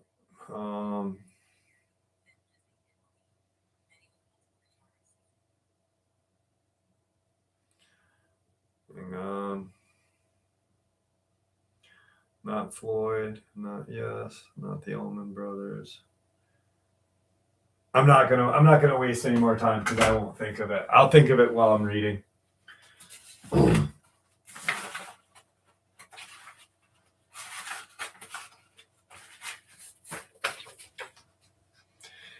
Donnie Dokken from Dokken was great. Loved Dokken. We're the Dream Warriors. Ain't gonna dream no more. During the summer of 2008, Josh was 16 years old working towards his Eagle Scout badge. As part of the process, this is my experience that I shared at my house or on my channel. During the summer of 2008, Josh, 16, working towards his Eagle Scout. As part of the process, he needed to complete a public service project. He decided to clean up Sam Crocker Cemetery near a small town in Goodwater in Denton Township, Missouri. Cemetery lies within a heavily forested region of Mark Twain State Forest. 3 friends volunteered to help clean up. Josh's younger brother and another friend also rode along so they could be dropped off at a nearby creek where they planned to fish. The group left late in the morning in Josh's Jeep Grand Cherokee. They dropped off the 2 boys at the fishing spot. The rest of the group drove to the cemetery and began clearing brush and repairing sections of the fence. At around 1:30 in the afternoon, 2 park rangers arrived briefly to check on them. The Rangers mentioned they would be patrolling the area before leaving. A short time later, one of the boys working near the fence noticed something moving in a clearing beyond the tree line. At first, he thought it was a black bear and mentioned that it appeared to be heading toward the creek where the two boys were fishing. Concerned, the group decided to retrieve them. They returned to the creek, convinced the boys to come back to the cemetery.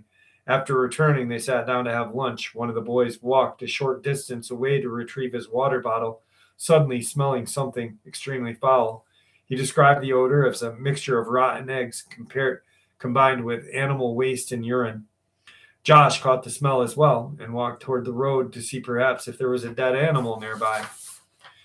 As he looked toward the edge of the woods, he saw a dark figure pacing along the tree line from the distance. He assumed that it was a bear. When the figure turned slightly, Josh realized something was wrong. The animal appeared to be standing upright. Trying not to panic, he began backtracking toward the vehicle while telling the others to get into the Jeep. At that moment, the creature seemed to realize it had been spotted. It suddenly dropped down onto all fours and charged across the cemetery toward them. The boys scrambled into the vehicle and Josh punched it. From the back seat, his brother shouted that the creature was chasing them. Looking in the rear view, Josh said the animal resembled an enormous black German shepherd, roughly the size of a small pony. Its eyes appeared intensely red. As the Jeep bounced along the narrow road, the creature suddenly leapt forward and landed on the hood. Josh slammed the brakes, causing the animal to tumble off. The creature rose up on its hind legs directly in front of the Jeep. Josh estimated it to stand about 6 feet tall, weighing perhaps 200 pounds, its entire body covered in dark fur. What disturbed him the most were his eyes, which reflected a bright-colored red. After staring at the boys for several moments, the creature dropped back onto all fours and lunged toward the rear of the Jeep. Josh once again accelerated, reaching the highway where they encountered the same park rangers they had seen earlier. As they approached, the creature abruptly vanished from the road behind them. Josh attempted to alert the rangers by honking the horn and flashing the lights, but the rangers waved them along. 10 minutes later, the boys turned around, cautiously driving back toward the area.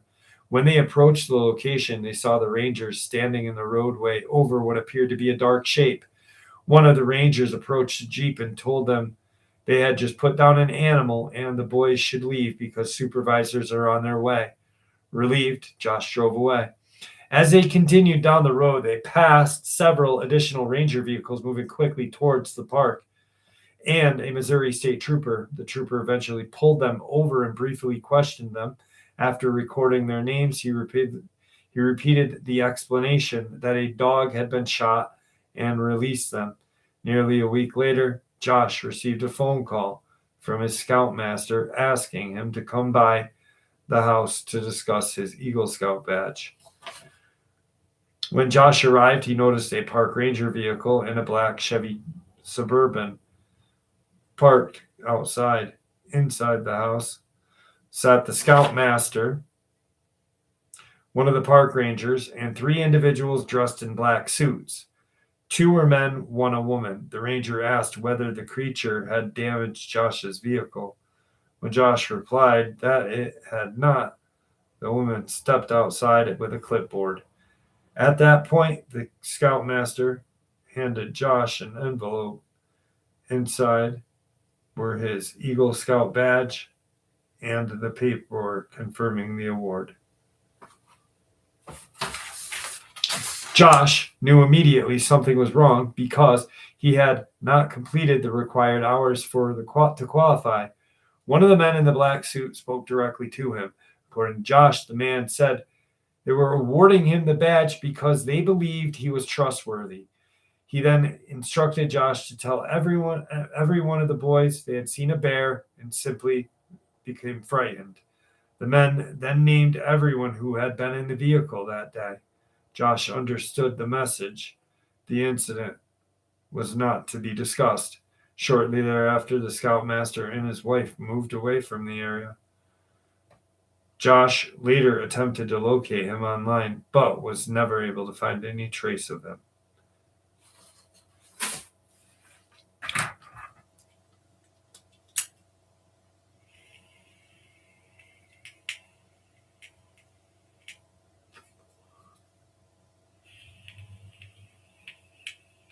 Mr. Shackleneck, thank you for hanging out with us. Holy shit. Hang on a second. I missed somebody here. How did I miss that? Rose, holy shit. Thank you, Rosie. Appreciate you. Wow.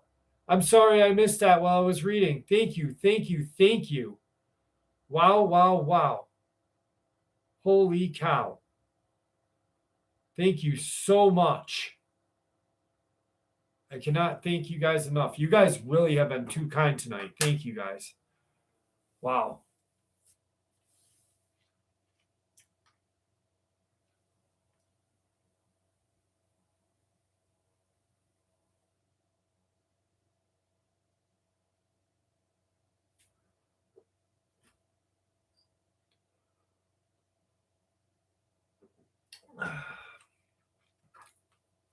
It doesn't matter when I missed it. It's just I missed it and then I found it.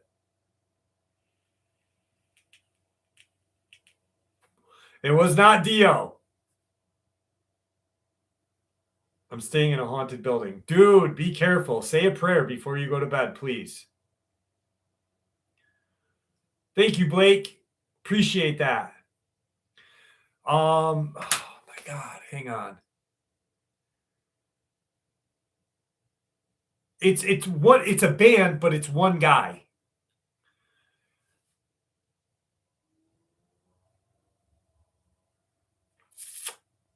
How do I not fucking remember this?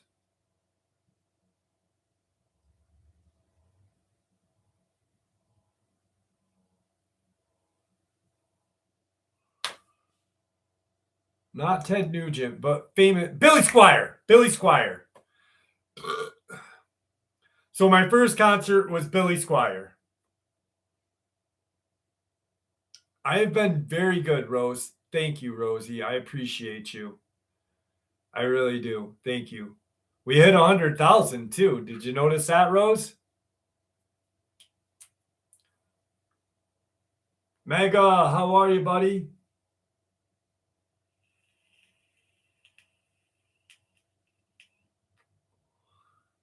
Yeah, so Billy Squier was my first concert. We had where I live in upstate New York is it's kind of weird. Like we are 2 hours south of Lake Placid where the Winter Olympics was held once. The town that I live in was actually named Hometown USA by Time Life magazine one year. And Lake George, the queen of the lakes, is where obviously Last of the Mohegans, the storyline was written about. And so we had we had a lot of bands come up here and play. But Billy Squier did a free show. He played like 5 or 6 songs outside of this store that we had in the middle of town. It was called Joy Store, and it sold everything. Actually, I want to hear your first concert, Rose. Who was your first concert?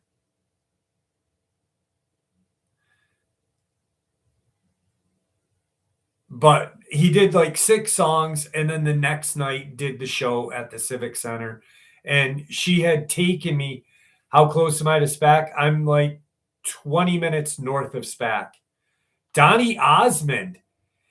Donny Osmond was a sexy MFer back in the day, I guess. I guess all the ladies wanted Donny Osmond.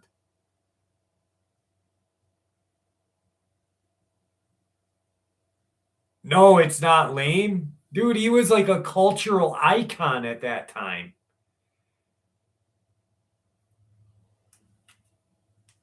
Donny Osmond literally stood in thousands of hotels doing the helicopter.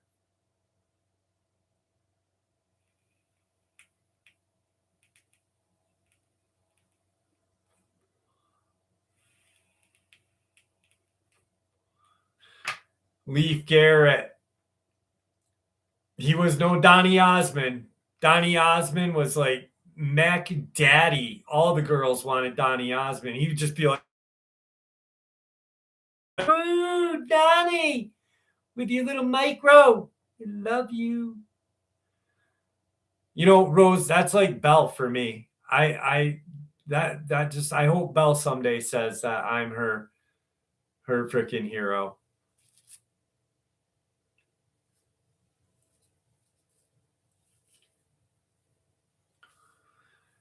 Didn't Marie Osmond have like Marie Osmond had some sort of weird like eating disorder, right?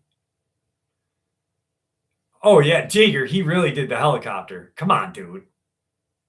He fucking flapping that thing around. He caught air. He's like, and crashed down, baby. No, he didn't do the helicopter, Jaeger. I just made it as a joke. Thank you, Rosie. I appreciate that.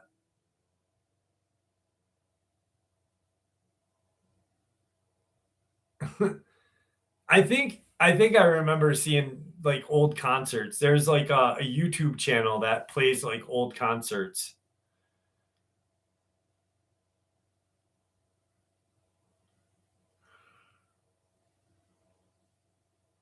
I went down to NYC to Brooklyn a couple times when I was younger to see some music, but Albany, New York, the capital. We used to go there a lot. We didn't really have to go to too many places because up here we had like I remember like my fourth or fifth concert was Guns N' Roses, Skid Row, and Cinderella, which was a good show. I went to Brooklyn to see freaking see my brain is not working tonight. Biohazard.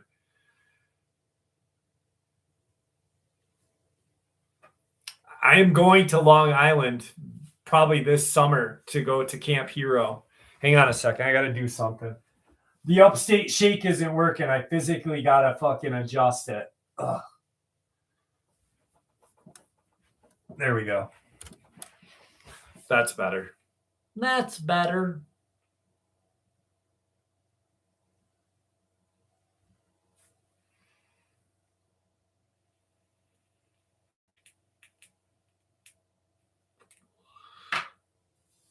All right. This one, no, I never went to CBGB's. I wish I had. I wish I was alive or not alive. I was alive when CBGB's closed, but I wish I was alive and old enough to go when like fucking the Ramones, like, or when Blondie played there, when Blondie was Blondie before she got like popular. Because Blondie played there a lot, dude. She was great. That is a reflection, isn't it? That is like literally my prized possession. I love that thing more than any. I did go to I did go to Studio 454. I will. And I hung out with Dirk Diggler a little bit. Yes, yes.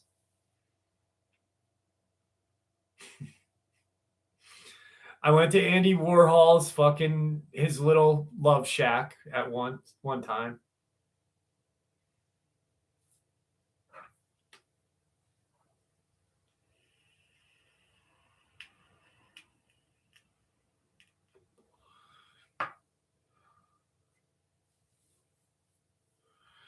Dude, Death was a good band, Hercules. I remember them. They were fucking good. I bet you do want to hear some Billy Squire now. This is a little bit of a creepy paranormal story.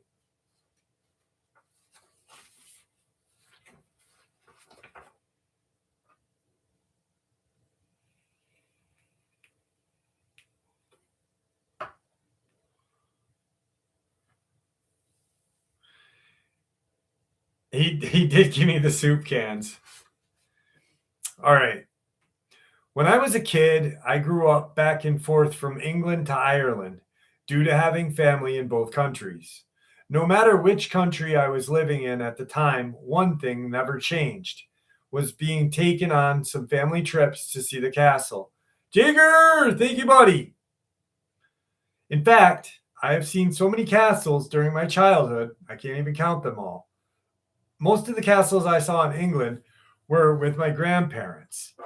But by the time I was once again living in Ireland, these castle trips with them had been substituted for castle hunting with my dad, as he liked to call it. I didn't really like these castle hunting trips with my dad, mostly because the castles we went to were very small and unimpressive compared to the grand and well preserved ones I saw in England. In fact, the castles we went to in Ireland weren't even castles, they were more like fortified houses in the 16th century. There were some terrific castles in Ireland, but the only problem with Irish castles like this is they are either privately, I just gleated, either privately owned or completely swarmed with tourists. So my dad much preferred to find a lesser known one in the country. Searching the web for one of these lesser known castles, my dad would then find one that was near the border between the provinces of Leinster and Munster. Although I can't remember which county or even province this castle was in. If I had to guess, it may have been somewhere in Tipperary. After an hour of driving to find this castle, we came upon a small cow and sheep field in the middle of nowhere. The reason we stopped outside this field was because the castle we were looking for just happened to be inside it. Unlike other castles we had already seen, this one was definitely not a fortified house. The ruins were fairly tall, with 2 out of the 4 remaining round towers. Clearly, no effort had been made to preserve this castle, as it was entirely covered in vegetation, but for a castle in Ireland, it was very much worth the trip. Entering the field to explore the castle, one of the first things I see is the entrance to a very dark room or perhaps chamber. Although I was curious as to what was inside there, the entrance was extremely dark. So dark that all I could see was black. I've always been afraid of going into dark places, but for some reason, despite how terrified the thought of entering this room was, I also felt strong unfamiliar urge to go into the darkness, as though something was trying to lure me in. As curious as I was to enter this pitch black entrance, I was also just afraid. It was as though my determined curiosity and fear of the dark were equal to each other this moment, where in the past my fear of the darkness was always much stronger. Torn between my curiosity to enter the darkness and my fear of it, I eventually move on to explore the rest of the castle ruins, where I would again come upon another entrance, unlike the first one. This one was not as dark, therefore I could see this entrance was in fact a tunnel of sorts. And just like the first, I again felt a strong urge to go inside. Swallowing my fear, which was a rare occurrence for me, I work up the courage to enter the tunnel without my phone or flashlight on hand. Before reaching where the light ended, the darkness began.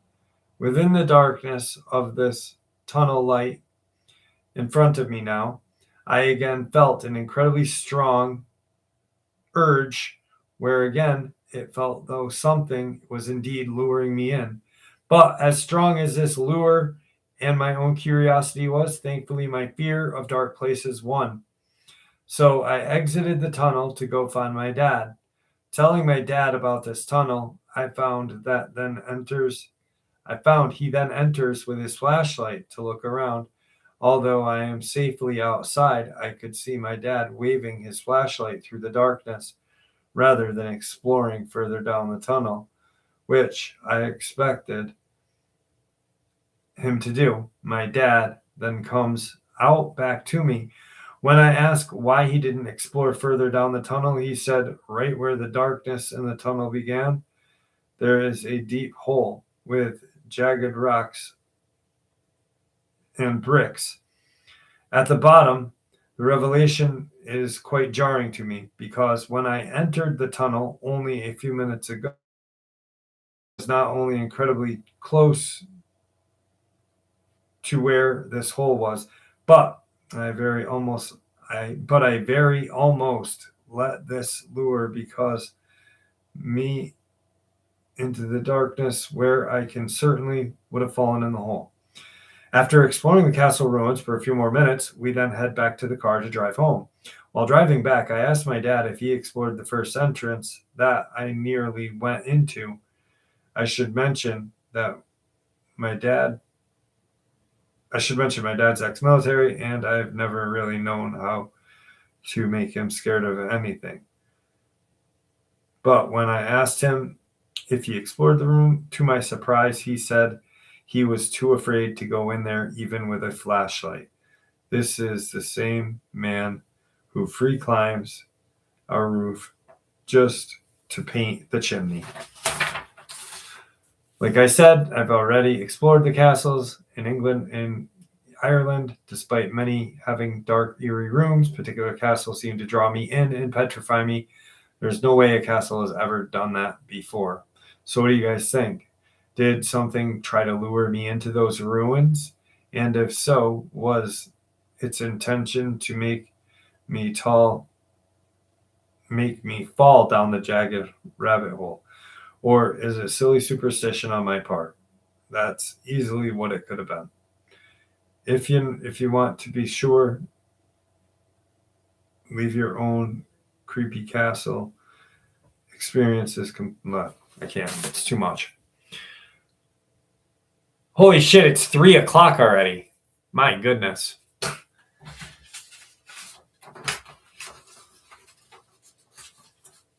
Oh.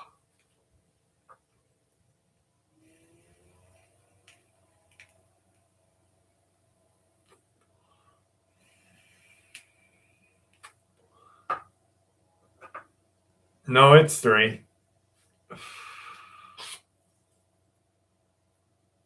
I know, Nexus. I was the one telling at the beginning of the live stream.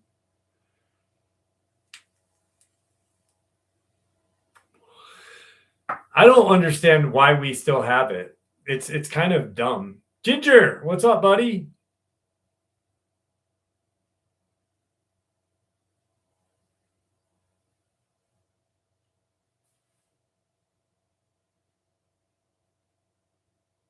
I wouldn't mind going to Ireland. Definitely wouldn't mind going to Ireland. I'm definitely not drinking any mead, though. No mead for me.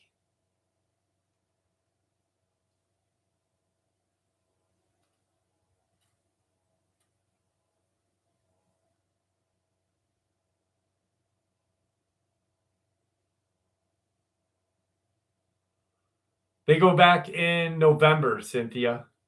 In November.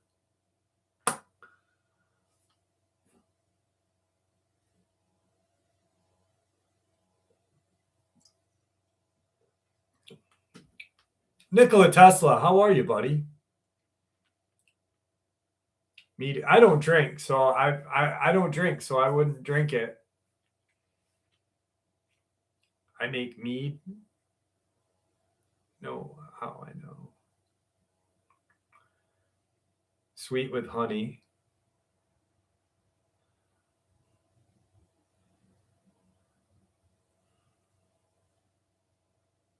Huh. E-guitar. Yeah, when I say, because I don't do anything, like I don't drink. Well, when I said I'm sober, it means like I don't do anything.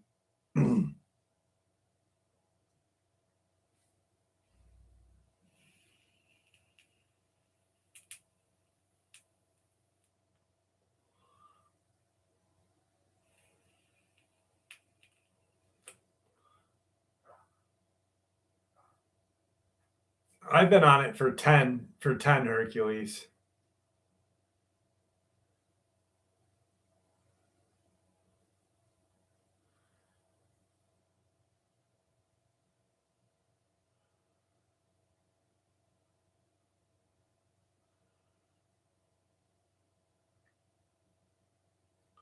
Kangaroo Jack. I think I've seen Kangaroo Jack. I believe I have. Wesley September, have a good night, buddy.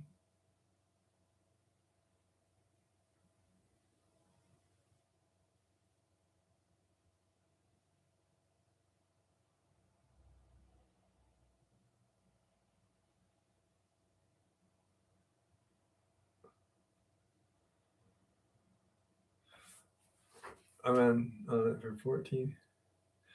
Good for you, Smitty. Jager, good for you, buddy. Good for you. Actually, April 4th, 2016 was my last use. Like I when I got sober, I stopped doing everything. Like I just knew I couldn't smoke weed anymore. I couldn't drink. Um I think I had like 2 or 3 bags of dope left and a couple perk like blueberries. And I crushed those up and snorted it all and then fucking decided to get sober. April 24th, because it like I stopped using on the 4th, the 3rd technically. But April 24th is my first clean piss test that I was able to pass. So I count that as my clean day. So in like 1 month, I'll be sober for 10 years.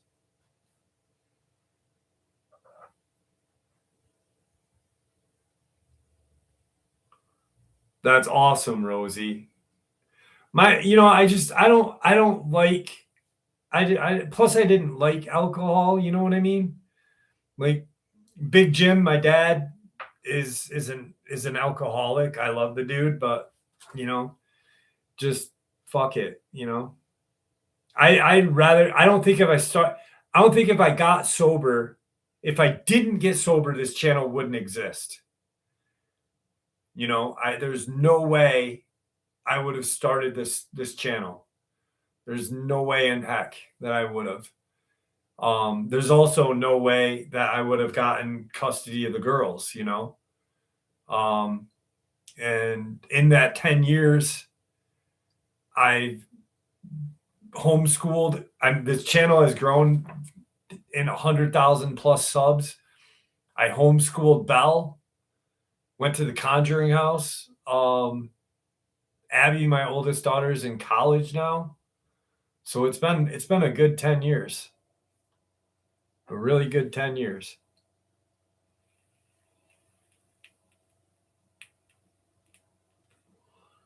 So thank you guys for being a part of it.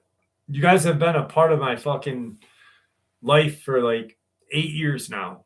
And I literally wouldn't change it for a minute. All right. Black-eyed kids. No. Let me see. Let me see what I got. What time is it? We'll do a couple more. And then we'll do the last Lizzo story of the night. I just can't read long ones right now because I'm getting tired. If I do long ones, my eyes start to mess with me. So we'll do short ones.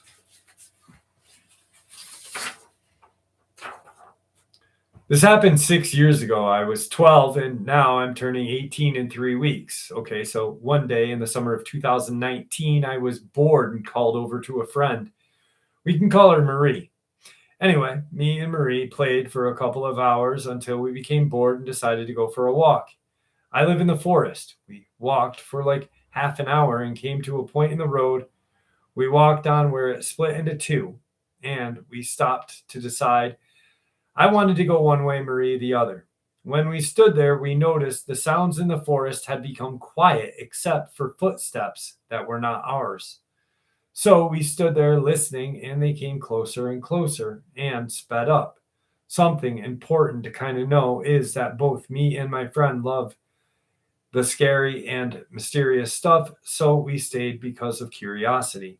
Anyway, the footsteps went from walking to running, then stopped. Me and Marie looked at each other, and right when we got eye contact with this tall 7-foot creature runs out from behind the trees. This thing was not an animal or a human. It was like a human body build, but half the body was pitch black, the other half was gray and old looking. It had no face, and its skin and bone, literally. It looked like it had no muscles, no nothing, just a skeleton with skin wrapped around it. I stood there frozen looking at this creature. And I hadn't even noticed that Marie had sprinted away. My eyes were locked on this thing, and it started running on all fours. Every hair on my body stood up. No human can run like that, and no animal looks like that. And the sight was my sign to start running. I ran like I never did before until I reached my neighbor's house where Marie was hiding. First thing she says is, "What was that?" "I don't know," I said back, and even after all of these years, I still don't know and can't go past the part of the road anymore. And that isn't even the first or last time something weird or creepy has happened in that forest around my house. Thank you very much.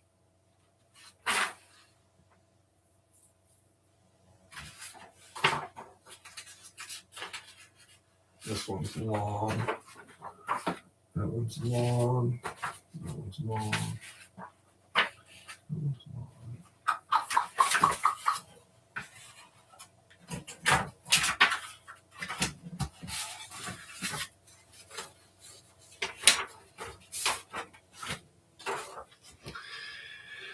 My friend has had something odd happening to him for the past 3 nights. He is native and has heard a bit about skinwalkers and such. Told me a few nights ago he thinks he had messed up and proceeded to explain an incident in his childhood where he encountered something. He saw it while out at his cousin's farm in Texas 7 or 8 years ago, and recently brought it up in a conversation with someone at work. A few days after his conversation, he was out having a smoke when he locked eyes with what he thought was a coyote. It did not fully fit the look of one. Its eyes seemed unnatural, not like a normal coyote's eyes. It seemed more human. It was missing patches of fur and seemed to be arched a bit. Its back legs higher than the front. Its arms were gaunt and just seemed off. First passing it as a coyote with rabies or mange, since he lived in southern North Carolina, where there are a lot of coyotes. He went about his business and gave the animal some space. During the day, however, he began remembering seeing something similar in Texas and remembered that his native side being very hush-hush about it. Damn it. Things escalated last night when he was in his room, 2:30, getting ready for bed. He heard several loud footfalls on the roof, very heavy, very fast. Then the clanging of metal roof over the screen porch. What set him into a panic was the fact that it was clear skies outside that night, and when the animal hit the fence of the house, it let out an almost sharp yelp of pain. The sound scared him. It didn't sound like a fox or a bobcat. It sounded more like a wail, almost human but inhuman. He had heard the scream before in Texas. Thank you for allowing me to share. Yeah, my eyes are getting fucked up right now. All right, we're going to do the last Lizzo story, and then I'm going to find one last story for the night.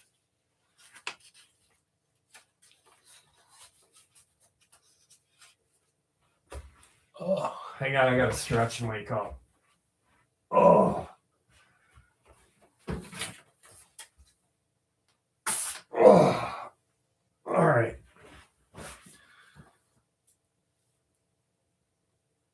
If you ever find yourself driving a 24-hour stretch through the desolate plains of Wyoming, you'll hear the wind howl a warning. Turn back before the night gets strange.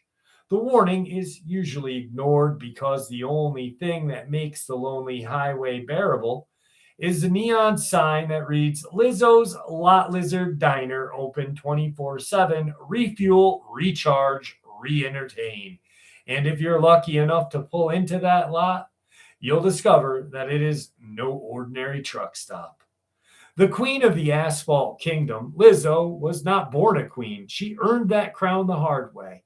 With a voice that could command a diesel engine to sputter and a smile that made even the most hardened hauler loosen its grip on the steering wheel, she turned a dusty fueling station into a kingdom of chrome coffee and certain evening entertainments. Her staff, grizzled cooks, blurry-eyed dishwashers, and a rotating cast of nighttime guides who called themselves lot lizards were loyal, but not because they loved her, but because nobody else would tolerate the endless thrum of diesel engines and the occasional stray coyote on the lot. Her most trusted lieutenant was Earl Big Boy Johnson, a mountain-built trucker whose nickname came from the fact that his laugh would strike the fuel pumps. Earl's truck, Silver Stallion, was a monument of chrome and muscle, and his heart was as he and Lizzo had a pact. She would rule the diner's neon kingdom, and he would protect it from outsiders who dared to claim her throne. The Dark Rider in the Night. It was a moonless night when the wind turned cold enough to bite the paint off a semi-trailer.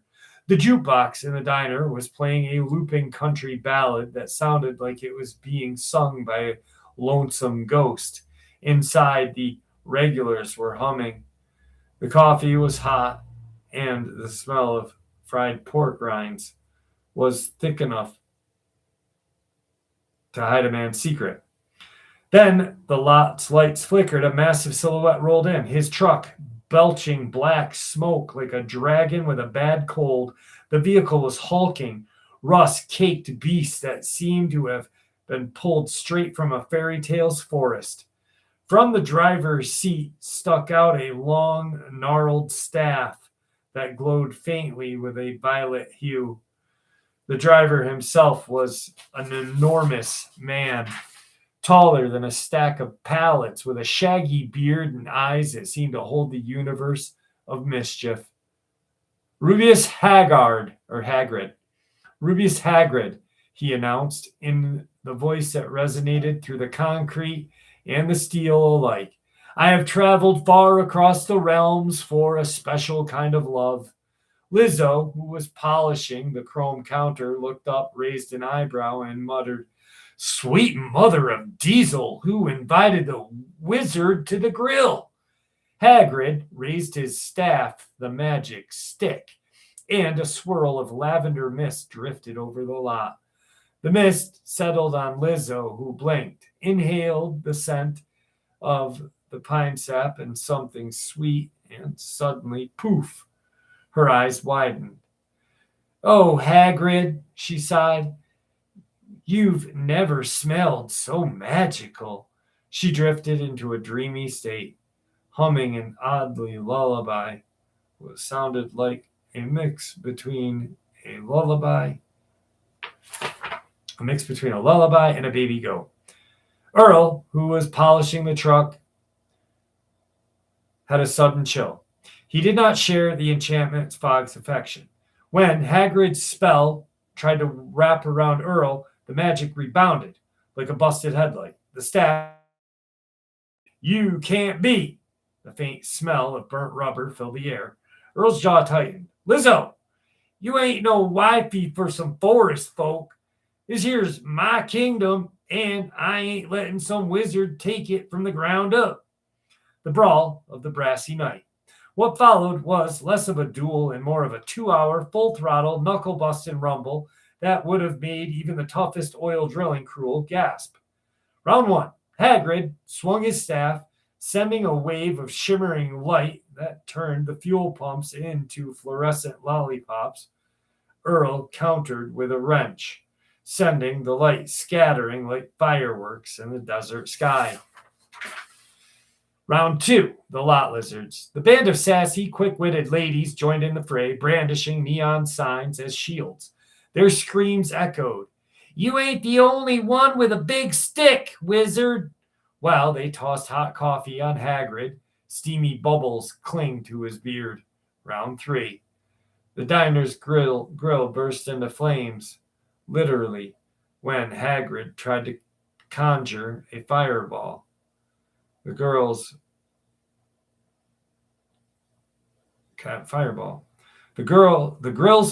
flames flared, licking the night air. The smell of charred meat mingled with the scent of magic. Lizzo, still under that love spell, tried to claim the echoes, humming a hypnotic tune that made the dust swirl in spirals. Round 4. Earl, never one to back down, jumped into the truck's bumper, used the silver stallion like a moving wall, and slammed it into Hagrid's rig. The impact sent the wizard's staff flying, landing in a puddle of gasoline with a sizzle. Through all this, the night grew darker, the wind howled louder, and the neon sign flickered like the feverish heartbeat. Yet, after one or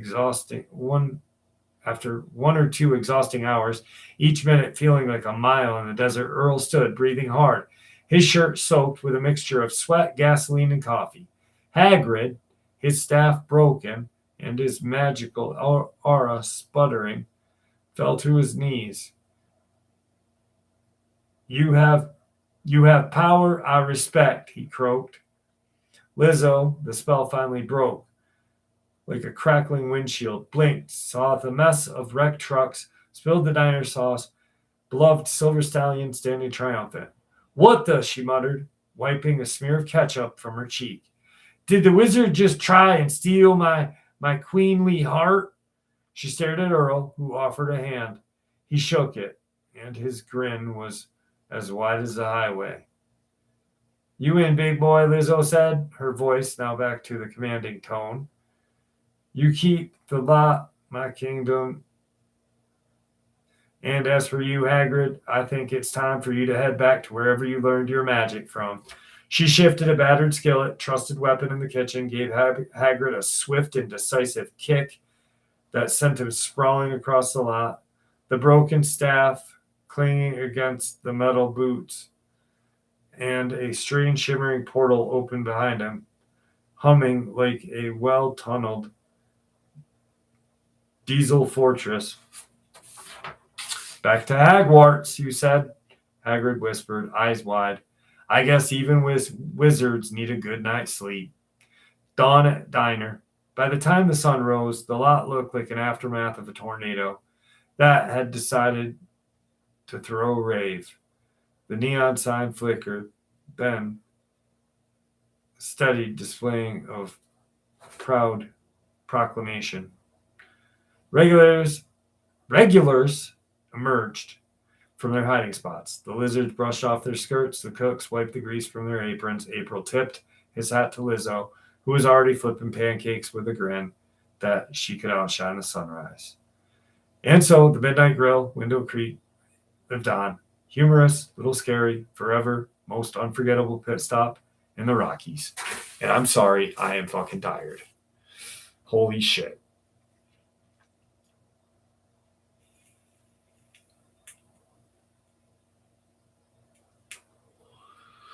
Ugh.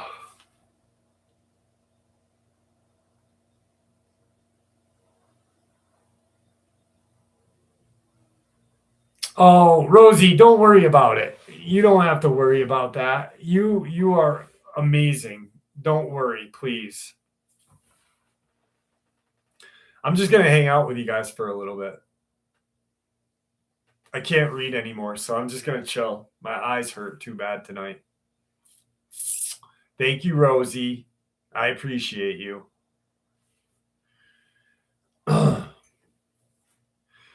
I am so happy that freaking summer is upon us. This winter has been hell. Like, can't do any more snow.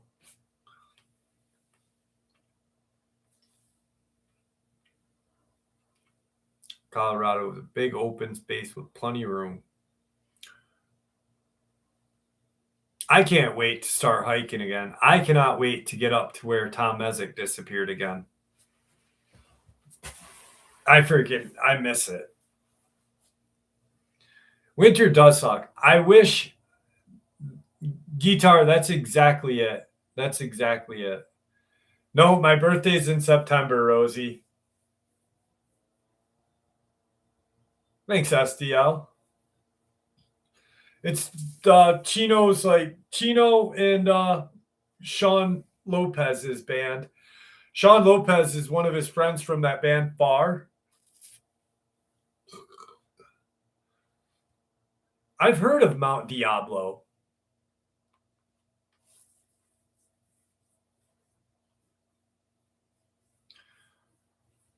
I heard a good statement today that time is linear.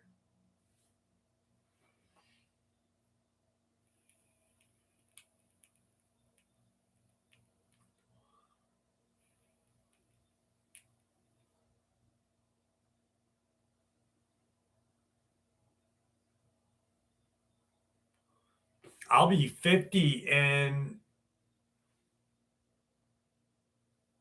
6 months. 50. Holy shit. 50. How old are you going to be? 50.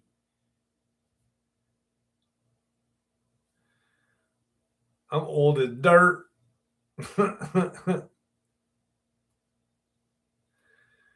I wish I felt 35. Is San Francisco's Bay Area, is that like Sacramento area or no? I'm not familiar with California too. Ugh.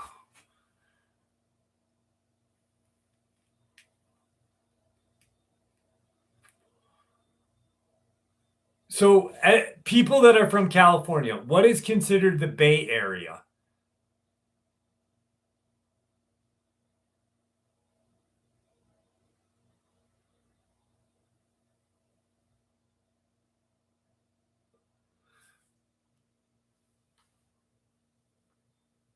What's Sacramento? Is the middle in the north? There's no fuck you, Andy. Fuck you. Fucking dank.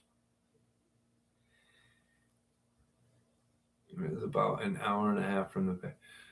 So we are toddlers. My parents live in Sacramento.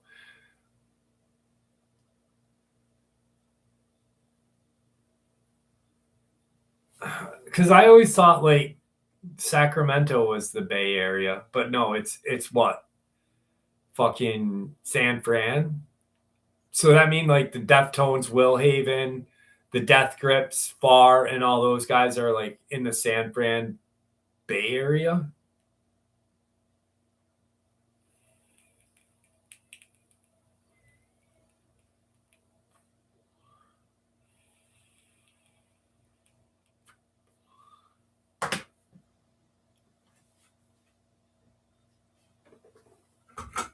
Ugh.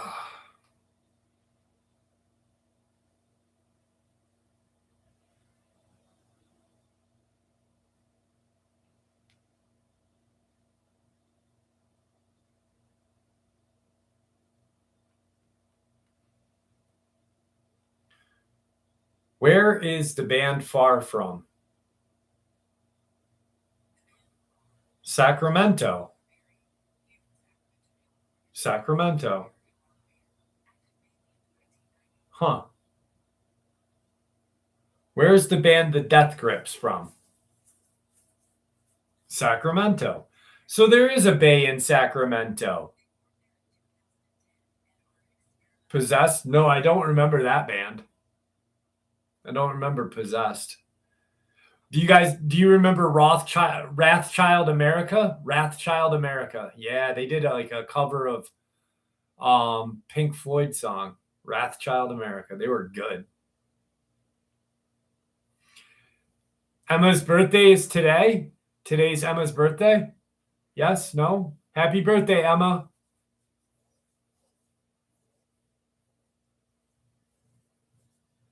Aw, thank you, Emma. Happy birthday to you. Has anyone heard? I haven't heard from San Fran in a while. He pops in and out. Though.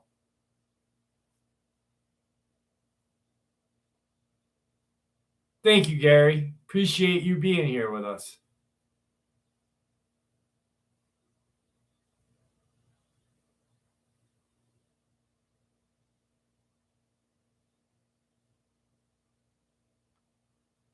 Did he really, Hercules? That's awesome. He's a good dude in here. I do have a lot of hair. I have a lot of hair. I was thinking about getting a haircut the other day, but I was like, nah. Hair's getting long, like super long. Let me see.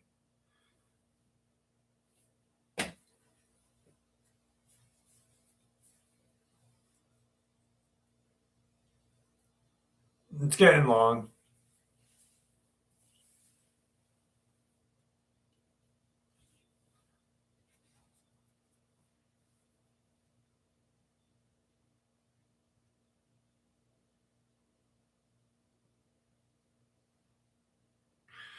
No man bun, pops. No, I would look so weird with a man bun.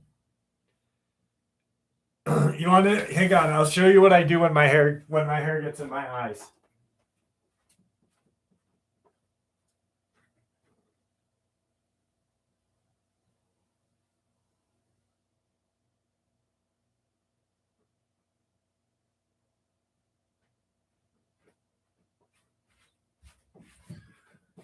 Instead of a man bun, I rock one of these when I'm working at night, so my hair doesn't get in my eyes. I wear this.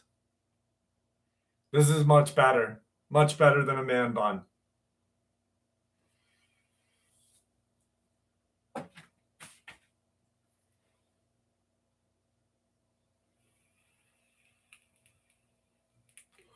What's that? What's the superhero or whatever that I would never go neckbeard. Never go neckbeard. What's the superhero that uh cut his hair and lost his power?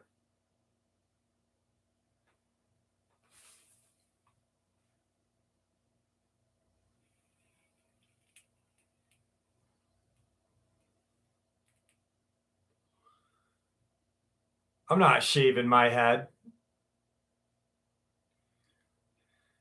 My beard's coming back. My beard's coming back. Not fat. Samson. Samson. Yes. Malcolm X. Jesus Christ.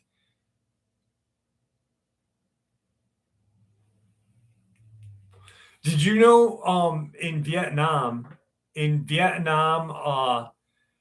Native Americans, so there's a story that Native American trackers were allowed to keep their hair long because supposedly when they cut their hair, they were not able to track as well.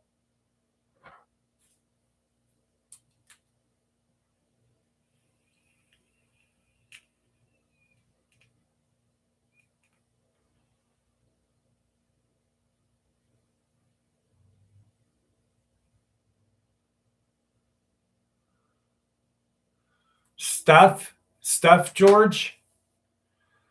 That sounds like Steph.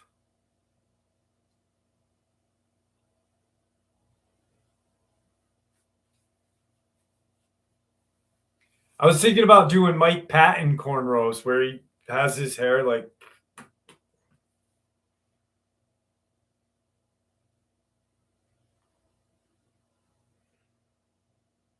Thank you, Hercules. I appreciate that. They literally did not. They like actually one Native American had cut his hair and he couldn't track. Mohawk Rose Mohawk Hogansburg Reservation or the Aquasachi Reservation. It's like 3.5 hours north of here. Messina, New York, in that area. Bang! What's up, Bang? How are you, buddy? Good seeing you.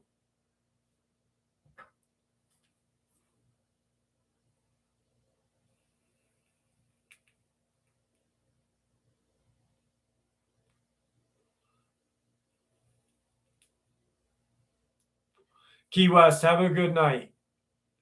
No Mohawk. No Mohawk. I'm glad that you're here. Remote viewing. Yeah.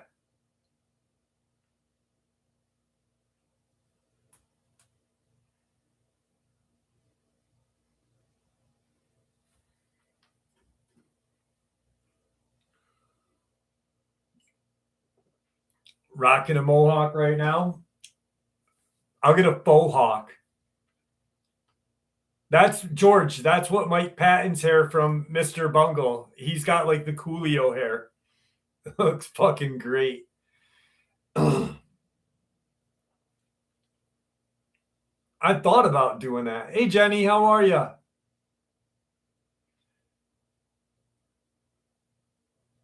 Because I'm a cheap bastard. I know my Lizzo stories will go down fast.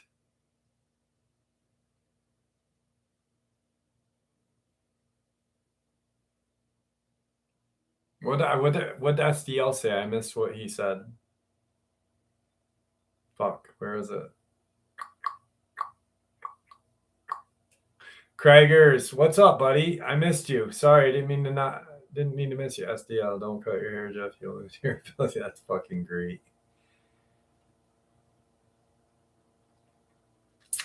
I think I just came up with an idea for a Lizzo.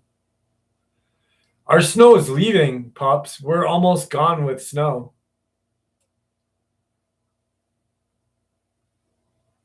What's your opinion on fish and game officers restricting people from walking on trails after dark? To be honest with you, my opinion is I think that's a good idea. I don't think I think that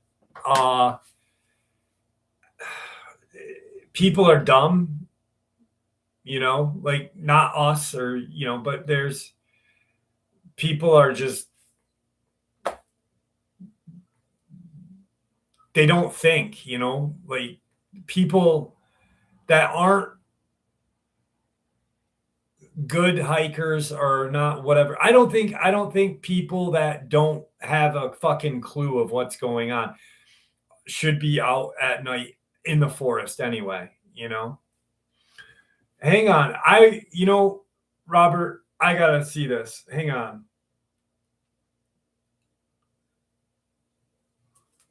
What Bay Area did Deftones play in? They played in, wait, hang on. Why do the Deftones say they're from the Bay Area?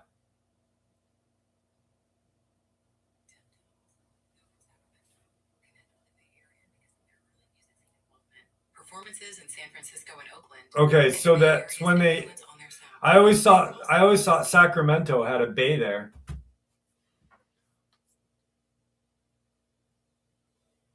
I'm not from California. I'm from New York, so I don't know. Green Day sucks. Green Day sucks balls.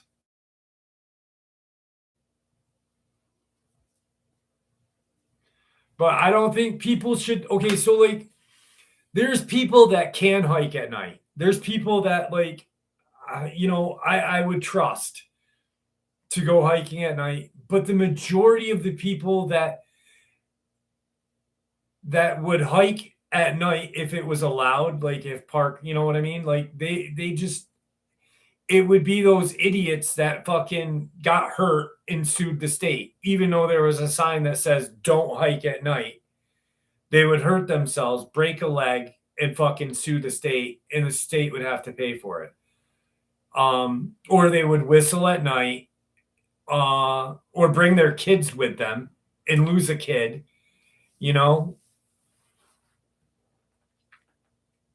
People like, just people don't think. They don't, it just,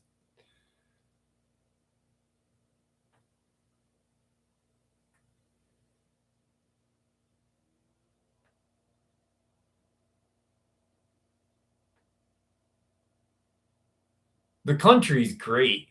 Living in the country is great. When you like can hear the coyotes howling and shit, talking to each other, it's great. Whistling, it's a Native American kind of thing that you don't whistle in the forest because you don't want to know what's going to come out at you. You're essentially, while you're whistling in the woods, you're allowing whatever is in those woods to know where you are. and usually it may whistle back.